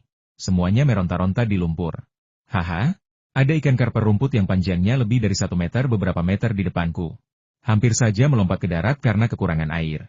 Seseorang di dekat situ berteriak, "Bos, cepat kembali. Saya menangkap seekor kura-kura besar, cangkangnya sebesar baskom. Gerbangnya tidak tertutup rapat hari ini, dan entah bagaimana turis dari kota masuk. Mereka semua berebut untuk membeli kura-kura ini, dan sekarang mereka meminta 2.800 yuan. Apakah kita akan menjualnya atau tidak tergantung pada kepulanganmu. Jika kita benar-benar menjualnya, kita akan mendapatkan kembali biaya harian memompa minyak." Suara lain terdengar dari telepon kolam ini awalnya milik Li Kezi. Dia sekarang menyesalinya, mengatakan bahwa dia telah menebar jala selama bertahun-tahun dan belum menangkap seekor pun kura-kura yang layak. Dia bahkan belum menangkap satu pun yang harganya 2.800, apalagi 2.800. Li Yunfei dapat melihat bahwa para pekerja sedang bersemangat, jadi dia tidak ingin meredam antusiasme mereka. Dia tersenyum dan berkata, "Kita tidak akan menjual penyu atau belut. Jika ada turis yang menyukai ikan lainnya, kita akan menjualnya kepada mereka dengan harga ikan liar. Kalian tetaplah bekerja, saya akan kembali sekitar setengah jam lagi. Para pekerja mengetahui preferensi Li Yunfei karena kura-kura dapat ditempatkan di kolam khusus pemeliharaan kura-kura dan belut di kolam kecil khusus. Melalui metode pemberian pakan khusus, harga barang-barang tersebut dapat dinaikkan puluhan kali lipat, dan ada pelanggan tetap yang akan bergegas membelinya dengan harga tinggi. Meskipun ikan liar biasa mungkin rasanya enak, mereka tidak akan pernah bisa dibandingkan dengan ikan yang dibudidayakan oleh Li Yunfei. Sama seperti Yu Jun, raja ikan di Sichuan, dia memandang rendah ikan liar biasa. Tetapi dia sangat menghargai ikan air tawar yang dihasilkan oleh peternakan Yunfei. Ketika Li Yunfei mengantar Wu Xiaoyu ke kompleks perumahan pemerintah kota, Chu Huan, direktur kantor pemerintahan, sudah menunggu di lantai bawah. Wanita muda yang gemuk ini sudah lama menganggap Wu Xiaoyu sebagai adik perempuannya. Meskipun keluarga Wu Xiaoyu sedang mengalami masa-masa sulit, Chu Huan tidak pernah meninggalkannya dan bersedia merawatnya. Khawatir akan ada terlalu banyak orang di sekitar, Li Yunfei menyerahkan Wu Xiaoyu yang mabuk kepada Chu Huan lalu buru-buru pergi. Chu Huan membawa Wu Xiaoyu dan tidak memarahi Li Yunfei karena membuatnya mabuk, karena dia tahu kepribadian Wu Xiaoyu. Jika dia tidak ingin minum, tidak ada yang bisa memaksanya. Hahaha. Melihat sosok Li Yunfei yang menghilang, dan kemudian menatap Wu Xiaoyu yang mabuk, Chu Huan menghela napas, tidak berkata apa-apa, dan berusaha keras membantunya kembali ke kamarnya. Chu Huan tahu bahwa Wu Xiaoyu sedang menderita akhir-akhir ini, merasa sangat depresi, dan bahkan tidak punya siapapun untuk diajak bicara. Namun, Li Yunfei sudah menikah dan anaknya akan segera lahir. Jadi dia merasa perlu untuk menasihati Wu Xiaoyu agar tidak terlalu dekat dengan Li Yunfei untuk menghindari masalah yang tidak perlu. Li Yunfei berkendara memasuki tambak ikan di utara, tempat kerumunan besar telah berkumpul, 3 atau 4 baris, dengan sorak-sorai yang meletus dari waktu ke waktu. Suasananya lebih mengasyikkan daripada menonton opera besar. Setelah memarkir mobilnya, Li Yunfei berusaha keras untuk masuk ke dalam. Hampir semua dari sekitar 20 pekerja itu masuk ke dalam air, masing-masing dengan jaring besar yang diikatkan di pinggang mereka. Mereka akan memasukkan ikan apapun yang mereka tangkap ke dalam jaring, dan jika mereka menangkap ikan besar, mereka akan membawanya ke darat dan menaruhnya di dalam tangki besar yang khusus untuk menampung ikan. Li Tiezhu berdiri di tepi pantai, berseri-seri gembira sambil memandang hasil tangkapannya. Ia sesekali mengobrol dengan para turis yang mendekatinya, tidak banyak membual, tetapi melebih-lebihkan kemampuan bosnya. Ia mengatakan bahwa penyu-penyu itu tidak untuk dijual, berapapun harganya. Bosnya bahkan tidak akan mempertimbangkan beberapa ratus atau beberapa ribu yuan. Seorang pekerja yang baru saja membawa hasil tangkapannya ke darat menimpali, tentu saja kami tidak bisa menjualnya. Bos-bos besar dari kota memohon untuk membelinya. Penyu sama sekali tidak bisa dibeli. Ikan karper rumput beratnya lebih dari 10 pon dan mereka menawarkan 1 atau 2.000 yuan. Itu pun, tergantung suasana hati bos kami. Singkatnya, jika dia sedang dalam suasana hati yang baik, kami akan menjual. Jika dia sedang dalam suasana hati yang buruk, kami tidak akan menjual meskipun harganya berlipat ganda. Li Yunfei mengusap hidungnya. Diam-diam bertanya-tanya, apakah dia benar-benar sehebat itu? Di mata para karyawannya, apakah dia, sebagai bos, benar-benar sekuat itu? Apakah dia tidak tahu cara menghasilkan uang? Apakah dia sangat kejam? Paman Tiezhu, bagaimana hasil panen dari kolam ini? Li Yunfei muncul di hadapan semua orang, dengan tangan di belakang punggung, berpose. Bos, Anda sudah kembali. Ayo lihat. Kami telah menangkap lebih dari selusin kura-kura besar dan lebih dari 20 kura-kura kecil. Belut sulit ditangkap, tetapi ada banyak sekali ikan loah. Cukup keruk mereka di lumpur dan Anda akan melihat mereka berkerumun. Tangki air besar ini penuh dengan ikan besar. Kami telah menangkap lebih dari selusin, termasuk ikan karper rumput, ikan karper hitam, dan ikan karper bersisik merah. Li Tiezhu dengan bersemangat melaporkan kepada Li Yunfei. Karena mereka berada di depan orang luar, dia tidak berani memanggilnya dengan nama panggilannya dan langsung memanggilnya bos, untuk menghormatinya. Tepat saat itu, seorang karyawan lain datang, membawa hasil tangkapan. Itu adalah Li Kezi. Ekspresinya rumit, campuran antara kegembiraan dan penyesalan. Dia mungkin tidak menyangka akan ada begitu banyak ikan besar di kolam kumuh ini. Dengan sedikit kepahitan, dia berkata, "Bos, kura-kura yang saya tangkap dari sungai ini bernilai beberapa ribu yuan. Seandainya saya tahu, saya akan membersihkan semuanya di sungai sebelum memberikan kontrak kepada Anda." Li Yunfei tertawa dan berkata, "Baiklah kalau begitu, kau boleh menyimpan semua hasil tangkapan sekarang. Asalkan kau membayar biaya perawatan mesin, bahan bakar, upah pekerja, dan subsidi perikanan sungai. Semua ikan dan kura-kura di depanku adalah milikmu, dan aku tidak akan mengambil satupun." Mendengar itu, Li Kezi awalnya senang. Tetapi kemudian, setelah berpikir sejenak, ia menjadi malu. Tidak ada orang yang bodoh. Apa yang tampak seperti panen besar sebenarnya hanya terdiri dari beberapa ratus kilogram ikan besar dan beberapa ratus kilogram ikan kecil. Selain kura-kura, Hasil tangkapan itu tidak bernilai banyak. Setelah memompa air hampir sepanjang hari, ditambah upah 21 orang, dan tunjangan perjalanan sungai totalnya sekitar 10.000 yuan. Pada akhirnya, pendapatan dan pengeluaran hampir tidak mencapai titik impas. Bahkan jika mereka mendapat keuntungan, itu tidak akan banyak. Tidak ada yang bisa mereka lakukan. Li Yunfei membayar para pekerja dengan upah tinggi, dan tunjangan perjalanan sungai bahkan lebih tinggi. Kakak beradik Li Kezi dan Li Kejing telah memahami prinsip ini sejak lama. Mereka bermaksud menyerahkan kolam itu kepada Li Yunfei tanpa membersihkannya. Namun, mereka tidak pernah menyangka akan menemukan kura-kura raksasa di dalamnya.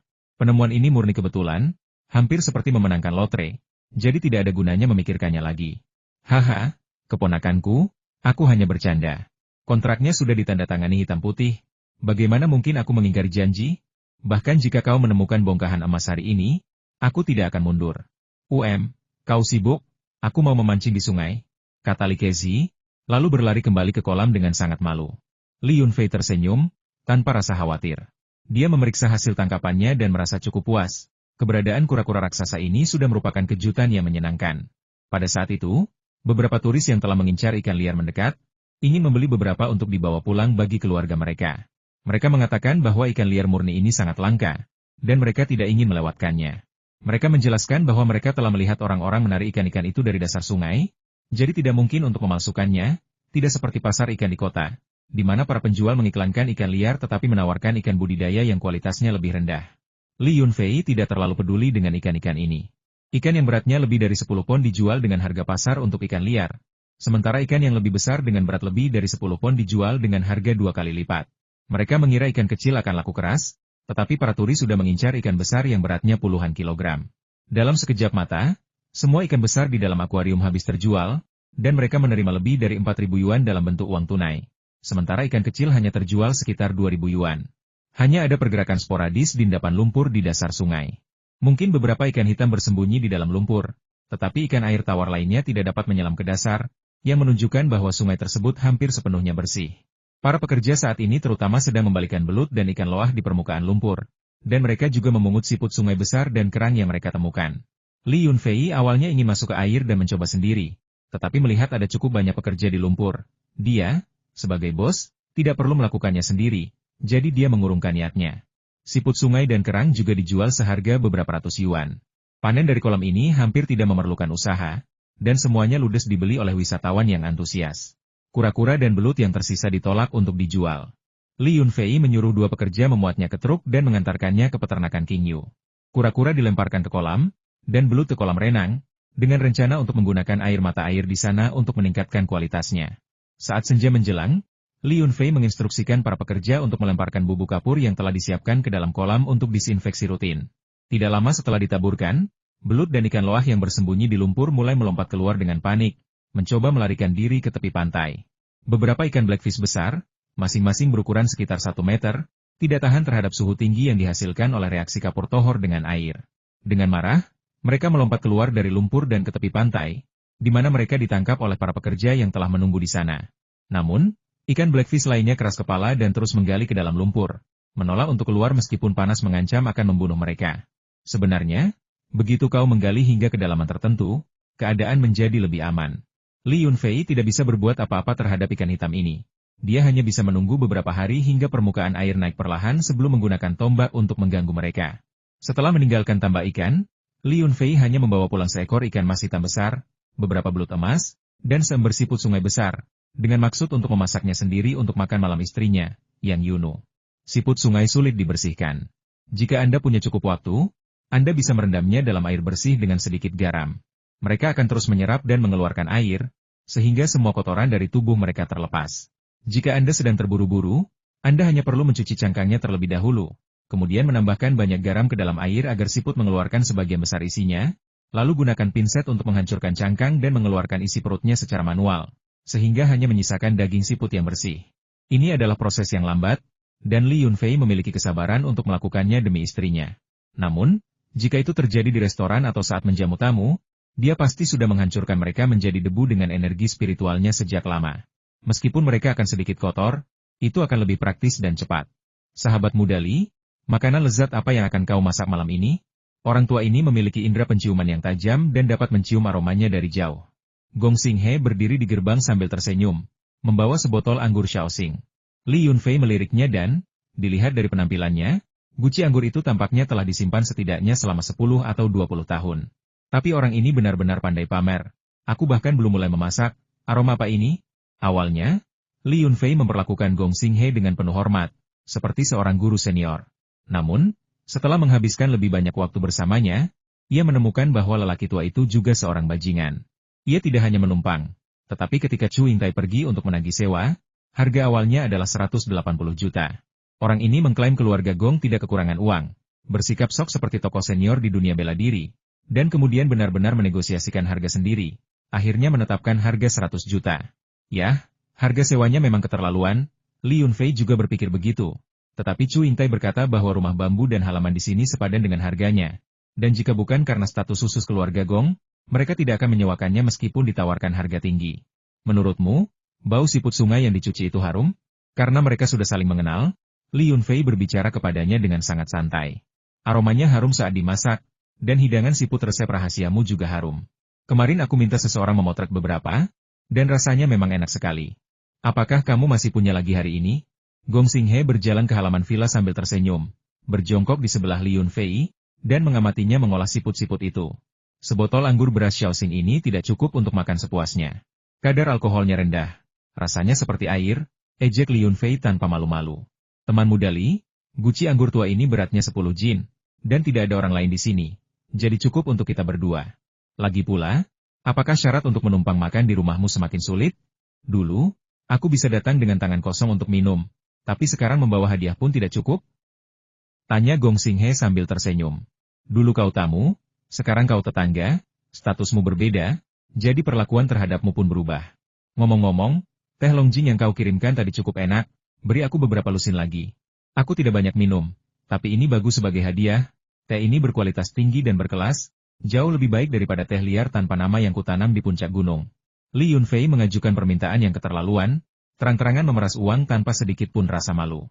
Gong Xinghe menunjuk Li Yunfei dan tertawa terbahak-bahak, dasar bocah nakal, aku tak pernah menyangka kau sekejam ini. Seharusnya aku tidak pernah menjadi tetanggamu. Sekalipun keluarga Gong kami besar dan berkuasa, kami tak sanggup menahan eksploitasi keji yang kau lakukan. Sewa untuk tahun ini sudah dibayar. Jika Anda mengakhiri sewa lebih awal, Anda tidak akan mendapatkan pengembalian dana. Itu sudah tertulis jelas dalam kontrak, kata Li Yunfei sambil tersenyum tanpa mendongak. Gong Xinghe menggelengkan kepalanya dan berkata, tidak, semakin kejam Anda, semakin kecil kemungkinan saya akan membatalkan sewa. Anda memiliki terlalu banyak hal baik di sini, Anda mungkin mencoba menakut-nakuti saya agar Anda dapat menyimpan semuanya untuk diri sendiri, tetapi saya tidak sebodoh itu. Ngomong-ngomong, cedera lama saya agak sakit akhir-akhir ini, saya ingin meminta bantuan kakek Anda. Coba lihat apakah Dr. Li ada, bisakah Anda membantu saya membuat janji temu?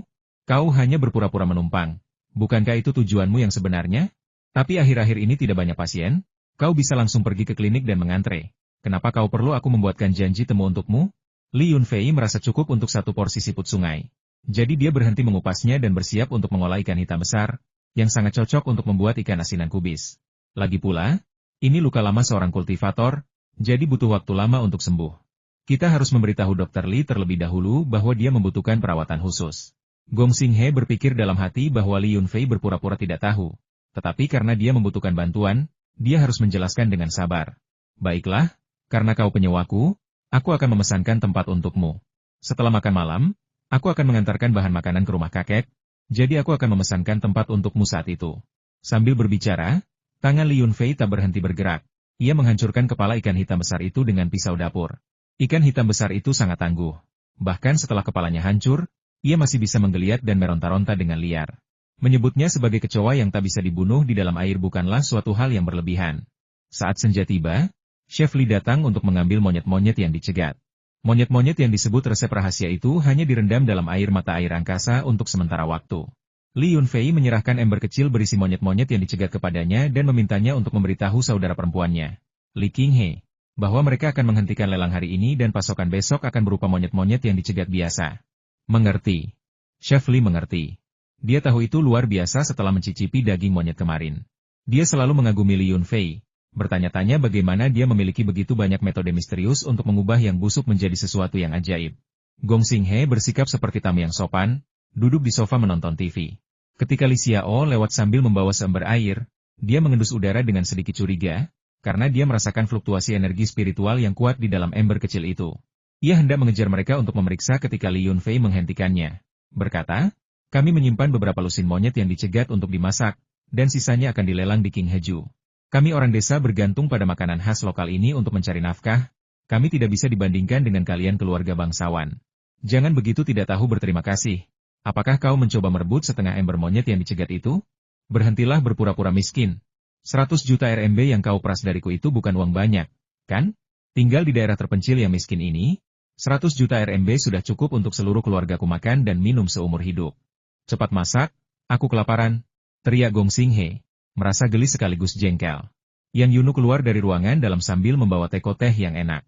Dia tersenyum dan berkata, Tuan Gong, jangan diambil hati. Akhir-akhir ini beliau terlalu terobsesi dengan bisnis, dan beliau selalu mengukur segala sesuatu berdasarkan uang. Minumlah secangkir teh dulu untuk menenangkan diri. Saya akan pergi ke dapur untuk membantu agar kita bisa segera mulai makan. Yunu sangat bijaksana.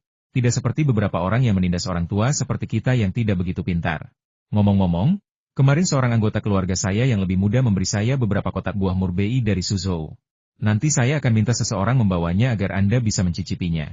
Gong Xinghe mengambil teh itu, perlahan menyesap beberapa teguk, merasa agak puas, sambil tidak lupa menggoda Li Yunfei.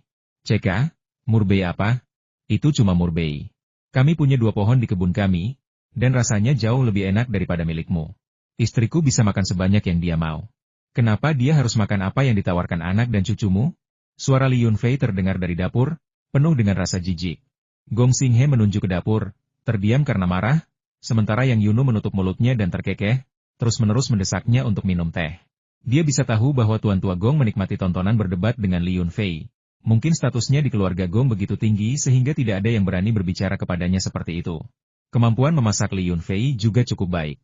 Ia dengan cepat membuat beberapa lauk pauk siput sungai pedas, potongan belut goreng renyah, ikan flounder tumis, dan acar kol dengan ikan mas hitam. Ia juga secara khusus merebus sup ikan mas koki dalam porsi besar untuk istrinya. Beberapa hidangan vegetarian dingin belum disajikan ketika Gong Xinghe tak bisa lagi duduk diam. Ia membuka segel toples anggur dan hendak menuangkannya untuk menghangatkannya. Lagi pula, anggur Shaoxing terasa lebih enak jika dihangatkan. Anggur tua yang dibawa Gong Xinghe sebagai hadiah harus berkualitas tinggi. Anggur itu mengeluarkan aroma yang kaya segera setelah dibuka. Guci anggurnya dibuat khusus agar bisa dipanaskan langsung di atas api. Li Yunfei menyiapkan acar mentimun dengan bawang putih cincang dan lobak putih. Tumis jamur kuping di dalam panci masih belum siap, tetapi anggur Shaoxing sudah dipanaskan, aromanya bahkan lebih kuat dari sebelumnya. Yang Yunu sudah menemukan gelas anggur besar untuk mereka. Ketika dia menuangkannya, anggur itu berwarna kuning keemasan, dengan kepulan asap yang naik darinya, membuatnya sangat lapar. Li Yunfei sudah tidak tahan lagi. Masih ada sebatang seledri yang belum ditumis, tetapi dia terlalu malas untuk memasaknya. Dia menemukan sepiring acar sayuran di lemari es, meletakkannya di atas meja, dan mulai makan. Sambil menyesap anggur beras Shaoxing dalam jumlah besar, Li Yunfei menyipitkan matanya karena senang dan berseru. Aku jarang minum anggur beras, tapi aku tidak menyangka aroma anggur beras Shaoxing tidak kalah dengan Wuliang Yeku. Guru Gong, ayo, kita minum cangkir ini dulu, lalu coba masakanku. Gong Xinghe menundukkan kepalanya ke makanannya dan memakan sepertiga piring berisi daging monyet hasil tangkapannya dalam sekejap mata. Mulutnya penuh, dan dia terus menggelengkan kepalanya. Jelas menunjukkan bahwa Li Yunfei harus meminumnya sendiri dan tidak perlu mengkhawatirkannya. Entah mengapa, Gong Xinghe merasa bahwa monyet yang dicegat kemarin hanya terasa lezat, tetapi hari ini, setelah mencicipinya, ia merasakan kegembiraan yang luar biasa. Ada suara mendesak di hatinya yang menyuruhnya untuk menghabiskan monyet yang dicegat di depannya, dan ada kebutuhan yang sangat kuat dan tak terlukiskan di dalamnya. Kakek Gong, pelan-pelan. Ini hanya mencegat monyet. Jika kakek benar-benar menyukainya, kita bisa menangkap beberapa sendiri malam ini. Yang Yunu membujuk Gong Xinghe, lalu mengambil 2 ekor dengan sumpitnya untuk dicicipi. Memang rasanya enak, tetapi apakah benar-benar perlu kelaparan seperti hantu? Li Yunfei tahu bahwa monyet-monyet yang dicegat itu mungkin telah direndam dalam air angkasa terlalu lama hari ini, dan bau air mata air yang tersisa terlalu kuat, yang telah menarik perhatian Gong Xinghe. Untungnya, monyet-monyet itu direndam dalam air mata air biasa. Jika direndam dalam sari air mata air, lelaki tua itu pasti sudah mengunyah piringnya. Dia ikut bersenang-senang, mengambil beberapa potongan dan mengunyahnya sambil melontarkan komentar sarkastik ini hanya mencegat monyet. Apakah perlu dibuat heboh seperti ini? Ah, sepertinya kamu juga tidak mudah di rumah, pasti sering dianiaya oleh anak dan cucumu. Setiap keluarga punya masalahnya masing-masing. Untungnya kamu menyewa tempat di sini bersamaku, jadi kamu tidak akan pernah kelaparan lagi. Selama kamu membayar sedikit untuk makanan, kamu bisa datang ke sini untuk makan kapan saja tanpa masalah. Yang Yuno memutar bola matanya ke arah suaminya, berpikir bahwa suaminya pasti melakukannya dengan sengaja. Dia menganggap Tuan Tua Gong adalah orang yang sangat baik dan tidak mengerti mengapa suaminya sering memanfaatkan dan menggodanya. Gong Xinghe sangat marah mendengar lelucon Li Yunfei hingga hampir tersedak. Ia segera meminum setengah cangkir anggur Shaoxing untuk menenangkan diri. Setelah diperiksa lebih teliti, ia menyadari bahwa piring berisi monyet yang dicegat di atas meja telah hilang. Beberapa potong terakhir telah diambil oleh Li Yunfei saat ia sedang minum. Dasar bocah nakal, kau pasti melakukannya dengan sengaja. Kau tahu monyet-monyet yang dicegat hari ini istimewa, tapi kau tidak menyisakan beberapa lagi untuk orang tua ini. Gong Xinghe bersendawa, tetapi bau tengik terlihat jelas. Dia terpstunet. Wajahnya menunjukkan campuran keterkejutan dan kegembiraan. Mengabaikan kehadiran Li Yunfei dan istrinya, dia mengeluarkan ponselnya dan menelepon cucunya Xiaoyu. Cepat pergi ke King Heju dan beli semua monyet yang dicegat di toko mereka dengan harga berapapun, tidak peduli berapapun harga yang mereka minta. Penduduk Li Jiashai sudah gila. Atau lebih tepatnya, penduduk kota Qinglong sudah gila.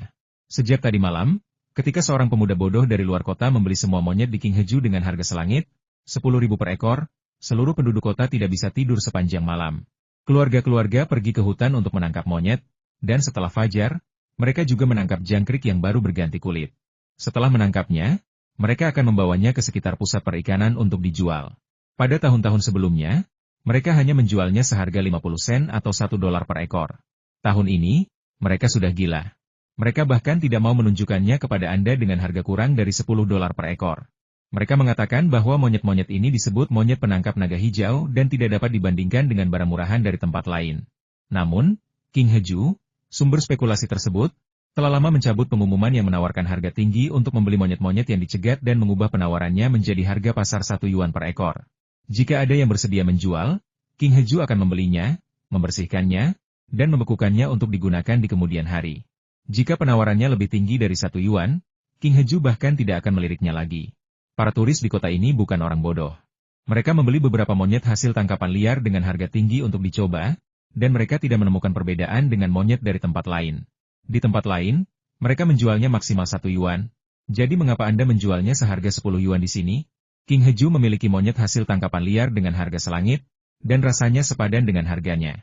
Terlebih lagi, mereka mengatakan bahwa hanya akan ada 2 lelang bulan ini, dan tidak akan ada lagi setelah itu. Adapun apakah akan ada lelang bulan depan? Itu tergantung pada situasinya. Menjelang siang, monyet-monyet yang dicegat telah berubah menjadi hitam karena basah kuyup, dan tidak banyak yang terjual. Penduduk desa yang mendirikan kios di pinggir jalan mulai cemas, mengeluh dengan getir bahwa ini adalah kasus perbandingan adalah pencuri kebahagiaan, dan bahwa orang-orang kota begitu pelit, bersedia membayar 10.000 yuan per ekor untuk membelinya.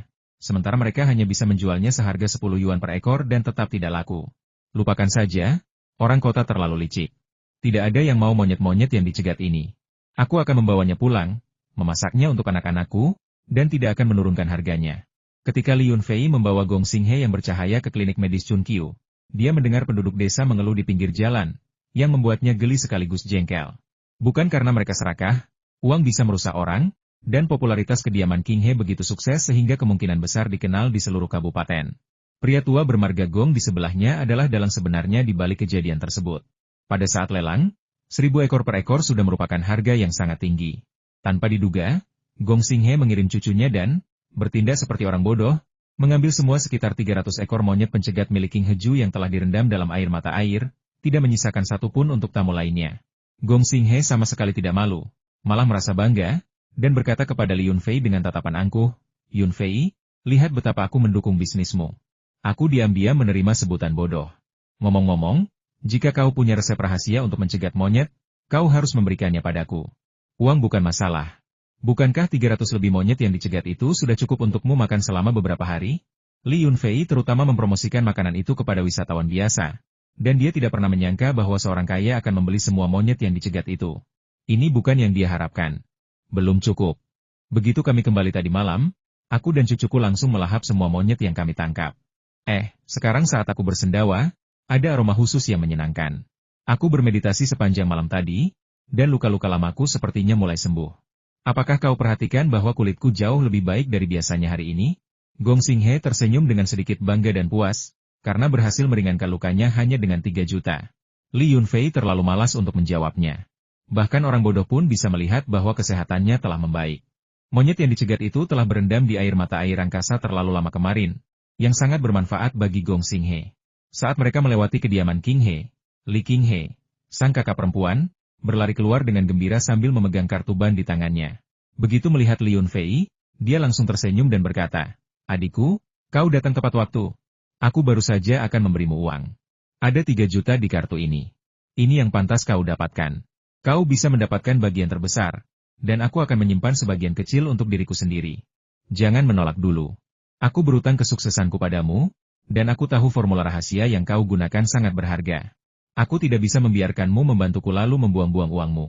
Pergilah, jangan menolak, aku sedang sibuk sekarang. Kemarin kau mengeluh tentang kemiskinanmu padaku, mengapa hari ini kau begitu murah hati dengan uangmu? Aku tidak butuh uangmu, karena kau sudah menghasilkan uang, simpan saja untuk dirimu sendiri, atau tabung untuk biaya sekolah keponakanku. Kau juga harus meluangkan waktu bersama Mau Mau, bermainlah lebih banyak dengan anak itu, jangan hanya fokus pada bisnis sepanjang hari." Li Yunfei menolak. Bagaimana mungkin dia menerima uang dari adiknya? Setelah memberinya beberapa nasihat lagi, dia membawa Gong Xinghe dan menuju ke klinik terdekat. Melihat adik laki-lakinya bersikeras untuk tidak menerima uang itu, Li Qinghe dengan berat hati berhenti. Suaminya, Luo Jiandong, mengintip dari restoran dan berkata dengan sedikit rasa puas diri, "Lihat, sudah kubilang kita bersaudara tidak peduli dengan sedikit uangmu itu. Kau bersikeras memberikannya padaku, dan semua perdebatan ini hanya membuat kita merasa canggung. Apakah 3 juta itu jumlah uang yang sedikit? Berapa total pendapatan restoranmu yang payah itu? Apakah bahkan 1/10 dari itu?" Li Qinghe sangat marah ketika memikirkannya. Jika dia tidak begitu tertindas di masa lalu, dia tidak akan bekerja sekeras ini untuk menghasilkan uang sekarang. "Hehe, itu karena dulu aku terlalu miskin. Sekarang, istriku yang bertanggung jawab, dan aku mendengarkan semua yang kau katakan. Aku puas hanya berusaha mencukupi kebutuhan bersama istriku. Ngomong-ngomong, orang tuaku ingin datang mengunjungi Mau Mau dalam beberapa hari. Bagaimana menurutmu?" Luo Jiandong tidak lagi bersikap otoriter seperti sebelumnya, dan sekarang ia memohon dengan suara yang agak rendah hati. "Meskipun saya memiliki beberapa konflik dengan para tetua dan tidak menyetujui tindakan mereka, wajar jika mereka merawat Mau Mau, dan saya tidak akan melarang mereka. Jika saya terlalu sibuk, Anda bisa mengajak mereka jalan-jalan. Saat kembali ke kota, bawalah beberapa makanan khas lokal untuk mereka. Mereka tidak kekurangan uang, tetapi jika Anda ingin menunjukkan bakti Anda, saya tidak akan mengatakan apapun. Terserah Anda." Setelah mengatakan ini, Li Qinghe melanjutkan pekerjaannya di toko. Luo Jiandong mengikuti di belakang, berseri-seri gembira sambil menghujani istrinya dengan pujian. Terlepas dari kurangnya status di rumah, hidupnya jauh lebih nyaman daripada sebelumnya. Terkadang ia merenungkan kehidupan masa lalunya, menyadari bahwa ia telah terlalu banyak menyakiti istrinya, sehingga ia merasa puas dengan keadaannya saat ini. Li Yunfei membawa Gong Xinghe ke klinik. Karena banyaknya desas-desus bahwa Li Chunqiu telah menyebabkan kematian seseorang melalui praktik medisnya, bisnisnya tidak pernah berjalan dengan baik.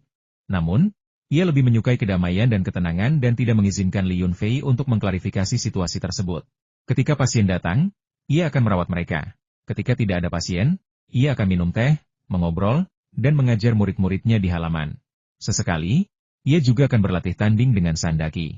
Pendeta Tao muda King Feng masih mengenakan jubah taonya dan tinggal di kuil. Bahkan setelah sekian lama berada di bawah gunung, ia masih mengikuti kebiasaan baik yang ia kembangkan di sana. Bermeditasi ketika seharusnya dan melafalkan kitab suci ketika seharusnya. Selain mempelajari pengobatan dan seni bela diri, ia menjaga rumah bambu dan halaman tetap bersih dan mengurus semua pekerjaan berat dan melelahkan. Li Yunfei mengantarkan sayuran ke sini tadi malam, dan nenek serta nenek Fu sedang memetiknya. Kakek dan Sandaki sedang bermain catur, seringkali berdebat lama sekali tentang langkah selanjutnya, dan halaman dipenuhi dengan obrolan mereka yang meriah. Pendeta Tao muda King Feng menyajikan teh dan air, tanpa memberi kesempatan kepada Li Yunfei untuk menyela. Baru ketika Li Yunfei tiba bersama rombongannya, ia tersenyum dan melangkah maju untuk mengundang keduanya masuk. "Ini pasti Guru Gong. Saya mendengar tentang masalah Anda dari kakak senior Yunfei tadi malam. Silakan duduk dan minum teh. Guru saya sedang bermain catur dengan kakek San, dan permainan mereka cukup lama. Jika Anda terburu-buru, pendeta Taois yang rendah hati ini ingin memeriksa denyut nadi Guru Gong terlebih dahulu." Pendeta Taois muda King Feng dulunya berlatih seni bela diri, dan setelah mempelajari beberapa keterampilan pengobatan Taois dari Guru Suanyin, ia juga diajar oleh Li Chunqiu selama setahun, yang sangat meningkatkan keterampilan medisnya. Ia dapat mengobati banyak pasien biasa, dan sekarang ia percaya diri dalam memeriksa denyut nadi para kultivator. Hehe, kalau begitu aku harus merepotkanmu, Taois muda.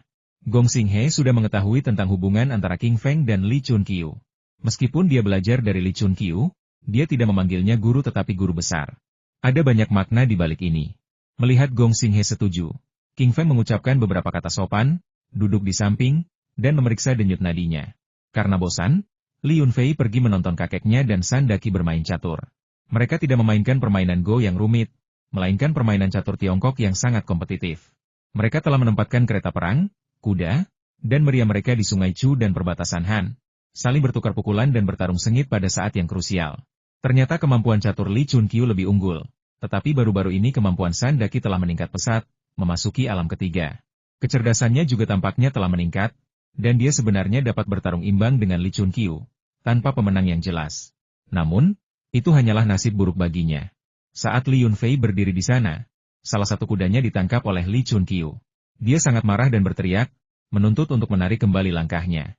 Li Chunqiu mengabaikannya, dan San Daqi, dengan kesal, menyalahkan Li Yunfei karena berdiri di tempat yang salah, sehingga mendatangkan nasib buruk baginya. Li Yunfei diam-diam mencibir. Sifat lelaki tua ini sulit diubah. Ketika ia meminta cairan sumsum gio kepadanya, lelaki tua itu bersikap patuh seperti cucu. Sekarang setelah ia berhasil memasuki alam ketiga, ia kembali bersikap arogan. Namun, karena mengetahui janji yang telah ia buat, setelah ledakan emosinya, ia biasanya berbicara dengan lembut, tidak seperti sebelumnya ketika ia begitu keras kepala dan menolak mengakui kesalahannya. CK, kau pemain catur yang payah, dan kau menyalahkan orang-orang yang tidak melihat? Jika tidak ada orang yang tidak melihat, apakah kau akan menyalahkan kursi karena menyakiti pantatmu? Atau bidak catur karena terlalu jelek? Li Yunfei bergumam dengan nada menghina, bahkan tidak melirik ekspresi San Daqi, lalu berbalik untuk pergi membantu neneknya dan Nenek Fu menyiapkan sayuran. Tidak lama kemudian, pendeta Tao muda King Feng berseru dengan terkejut. Jadi, Guru Gong, Anda telah melukai meridian jantung Anda. Anda telah menderita cedera yang begitu serius dan aliran darah Anda terhambat, namun Anda masih dapat mempertahankan kekuatan seperti itu. Saya benar-benar mengagumi Anda. Sejujurnya, saya tidak dapat menyembuhkan cedera ini. Tanpa bantuan makhluk surgawi, saya tidak berdaya untuk memperbaiki meridian jantung yang rusak. Gong Xinghe tersenyum ramah, itulah mengapa saya datang untuk mengganggu Anda, Dr. Li. Tapi Anda juga tidak buruk. Setidaknya Anda bisa mengetahui di mana penyakit saya dan seberapa parahnya. Anda jauh lebih baik daripada beberapa dokter yang kurang becus di rumah sakit ternama yang mengaku sebagai ahli TCM. Li Chunqiu, yang sedang bermain catur, menyela kau seorang kultivator, namun kau mencari bimbingan dari dukun di dunia sekuler. Apa bedanya dengan mencoba menangkap ikan dengan memanjat pohon? Kau hanya membuat masalah untuk dirimu sendiri. Mengapa menyalahkan orang lain karena bodoh? Karena kau sudah pernah ke rumah sakit sekuler. Mengapa kau tidak pergi ke ahli bedah jantung dan memintanya melakukan operasi jantung untuk menyambungkan kembali ketiga pembuluh darah jantung yang terputus itu? Gong Xinghe tersipu. Dia tidak menyangka Li Chunqiu akan begitu tidak sopan, dimulai dengan sarkasme yang begitu tajam. Mungkinkah meridian jantung seorang kultivator sama dengan meridian jantung seorang ahli bedah? Bagaimanapun, dia adalah kepala keluarga Gong, dengan status tinggi di dunia seni bela diri. Bagaimana mungkin orang desa ini tidak menghormatinya? Namun, pikiran bahwa pihak lain adalah seorang ahli bela diri tingkat ketiga yang, tanpa memeriksa denyut nadinya secara langsung, hanya meliriknya dan tahu bahwa dia telah memutus 3 meridian jantung, membuatnya kehilangan kesabaran. Dia merasa bahwa kemampuannya lebih rendah daripada pihak lain, dan karena mereka tidak memiliki hubungan sebelumnya, meskipun mereka seusia, dia hanya bisa menganggap dirinya sebagai junior. Saat itu saya sedang terburu-buru dan mencoba segala cara, dan saya tahu saya salah. Saya mohon bimbingan dari senior Li. Jika luka lama saya bisa sembuh meskipun hanya sedikit, saya tidak akan pernah melupakan kebaikan Anda yang luar biasa. Gong Xinghe berdiri dan membungkuk hormat hingga ke tanah. Li Chunqiu memastikan untuk menyelesaikan permainan catur sebelum mengobati Gong Xinghe. Prosesnya terlalu lama, dan Li Yunfei tidak tertarik untuk menonton. Tepat saat itu, kakak iparnya, Yang Yudie, menelepon, mengatakan kereta tinggal 3 perhentian lagi dan meminta Li Yunfei untuk menjemputnya. Li Yunfei langsung setuju. Tetapi diam-diam bertanya-tanya apakah seharusnya ia memberitahu istrinya terlebih dahulu dan membiarkannya menghubunginya nanti. Adik iparnya terlalu cantik, ia harus menghindarinya jika memungkinkan, karena Li Yunfei merasa ia sudah terlalu banyak terlibat masalah. Untungnya, saat ia berjalan menuju villa, istrinya, Yang Yunu, meneleponnya dan mengatakan bahwa saudara perempuannya telah kembali, dan mereka harus pergi ke stasiun kereta untuk menemuinya. Li Yunfei tentu saja setuju tanpa ragu. Ketika dia sampai di rumah, Istrinya sudah berpakaian dan bahkan sudah memakai riasan tipis. Melihat Li Yunfei menatapnya, Yang Yunu dengan perasaan bersalah menjelaskan bahwa itu adalah kosmetik khusus untuk wanita hamil dan tidak akan membahayakan bayi dalam kandungannya. Li Yunfei mencubit hidungnya untuk memperingatkannya agar berhati-hati, tetapi tidak mengatakan apapun lagi. Bagaimanapun, wanita secara alami tertarik pada kecantikan, tidak ada yang bisa mengendalikan itu. Yang Yunu menepis tangannya, mengerutkan hidungnya, dan berkata dia mengerti. Kemudian dia duduk di kursi penumpang, mendesak suaminya untuk mengemudi dengan cepat agar adiknya tidak menunggu. Hari ini dia mengendarai BMW X6 putih. Yang Yunu mungkin ingin memamerkan mobil barunya. Dia sedang hamil besar dan tidak bisa mengemudi, jadi dia harus mengendarai mobil baru ini karena akhirnya dia punya kesempatan untuk keluar rumah. Li Yunfei menuruti semua permintaannya, mengunci gerbang, masuk ke BMW X6, perlahan-lahan keluar dari pertanian, lalu menginjak pedal gas, melesat seperti anak panah. BMW X6 sangat bertenaga, kenyamanannya jauh melebihi dajera miliknya, dan kelincahannya jauh melebihi harapannya. Mobil itu mencapai jalan raya hampir tanpa usaha. Mengenang kembali liburan musim dingin lalu ketika ia mengemudi di jalan raya dalam cuaca yang sangat dingin, Li Yunfei berlinang air mata. Saat itu, ia akan mengemudi berjam-jam, tidak pernah berani melaju lebih dari 80 km. Sekarang, ia dapat dengan mudah mencapai 120 km hanya dengan sekali tekan pedal gas, yang hampir termasuk ngebut. Ketika saudara iparnya, Yang Yudie, menelepon lagi untuk mengatakan bahwa kereta telah tiba di stasiun, Li Yunfei sudah mengendarai BMW X6-nya dan berhenti dengan tenang di tempat parkir stasiun. Li Yunfei, bergandengan tangan dengan istrinya, berdiri di pintu keluar. Tak lama kemudian, mereka melihat Yang Yudie yang berpakaian modis muncul di tengah kerumunan. Mengenakan kaos putih, celana pendek denim, dan tanpa stoking kakinya yang panjang dan indah tampak mempesona. Tahun lalu, dia beberapa kali makan di rumah Li Yunfei dan minum setidaknya setengah cangkir air mata air angkasa, yang mengeluarkan banyak kotoran dari tubuhnya, membuat kulitnya tampak sangat sehat dan cerah. Kehadirannya menarik perhatian banyak pria, tetapi dia tahu bagaimana untuk tidak menarik perhatian. Dia mengenakan topi baseball dan kacamata hitam besar berwarna coklat, dan selain memperlihatkan dagunya yang cantik dan runcing, tidak ada yang bisa melihat wajahnya dengan jelas. Kakak, ipar, kalian datang begitu cepat. Kenapa kalian tidak membawakan makanan? Aku kelaparan di kereta. Makanan di sana tidak enak. Bahkan tidak senak makanan yang disediakan keluarga kalian. Yang Yudie meletakkan kopernya di samping Li Yunfei lalu memeluk adiknya dengan penuh kasih sayang. Bibir Li Yunfei berkedut saat mengamati. Gadis tomboy ini semakin feminin. Saat kembali tahun lalu, ia terkadang meledak dan menunjukkan sifat aslinya. Tapi sekarang, siapapun yang melihatnya hanya akan memuji kecantikan, kelembutan, dan pesonanya. Siapa bilang aku tidak membawakanmu makanan? Semuanya ada di kereta. Yang Yunu menepuk kepala adiknya dengan penuh kasih sayang dan berkata sambil tersenyum. Ada buah-buahan dan sayuran kesukaanmu, dan sup daging sapi dan kura-kura. Itu ide kakak iparmu untuk merebusnya bersama. Rasanya sangat enak. Yang Yunu telah menyiapkan semua ini sebelum Li Yunfei kembali. Dia tidak akan tahu jika Li Yunfei tidak memberitahunya. Kakak ipar ini benar-benar pencinta makanan. Anda bisa tahu dia tidak mudah dipuaskan hanya dengan melihat bagaimana matanya berbinar saat mendengar kata makanan. Wah, itu hebat. Aku paling suka sup kura-kura. Mau dicampur daging sapi atau kambing, aku suka semuanya. Ayo, tunggu apa lagi? Aku lapar sekali, ayo kita cari makan. Kakak ipar, bisakah kau membantuku membawa koperku? Kata Yang Yudie sambil meraih tangan adiknya dan berlari dengan gembira menuju tempat parkir. Li Yunfei mengikuti di belakang, menyeret kopernya seperti seorang pesuruh. Kedua wanita cantik di depannya anggun dan elegan. Yang satu adalah wanita hamil yang dewasa dan montok, dan yang lainnya adalah gadis muda yang tak terkalahkan.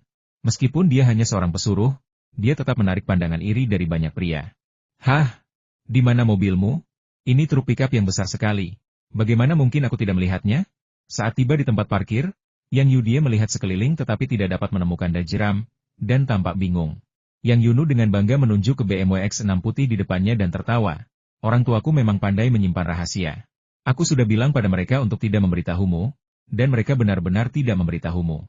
Lihat, ini mobil baruku. Apa? Kau beli mobil baru? Kenapa tidak memberitahuku? Coba kulihat mereknya. Oh, BMW. Yang Yudie berjalan ke belakang mobil dan melihat logo BMW. Awalnya ia terkejut, lalu menatap Li Yunfei dengan sedikit getir dan menghela napas. Kakak ipar sangat pandai memanjakan orang. Ia rela membelikanmu mobil sebagus ini. Aku juga akan senang jika calon suamiku membelikanku Bora. Kalau begitu, kau harus membuka mata lebar-lebar dan mencari suami yang baik. Yang Yunu tersenyum puas, dan tanpa berpikir panjang, membuka pintu mobil dan duduk di kursi belakang. Kemudian dia meminta Li Yunfei untuk memasukkan barang bawaan ke bagasi dan mengeluarkan makanan untuk dinikmati adiknya.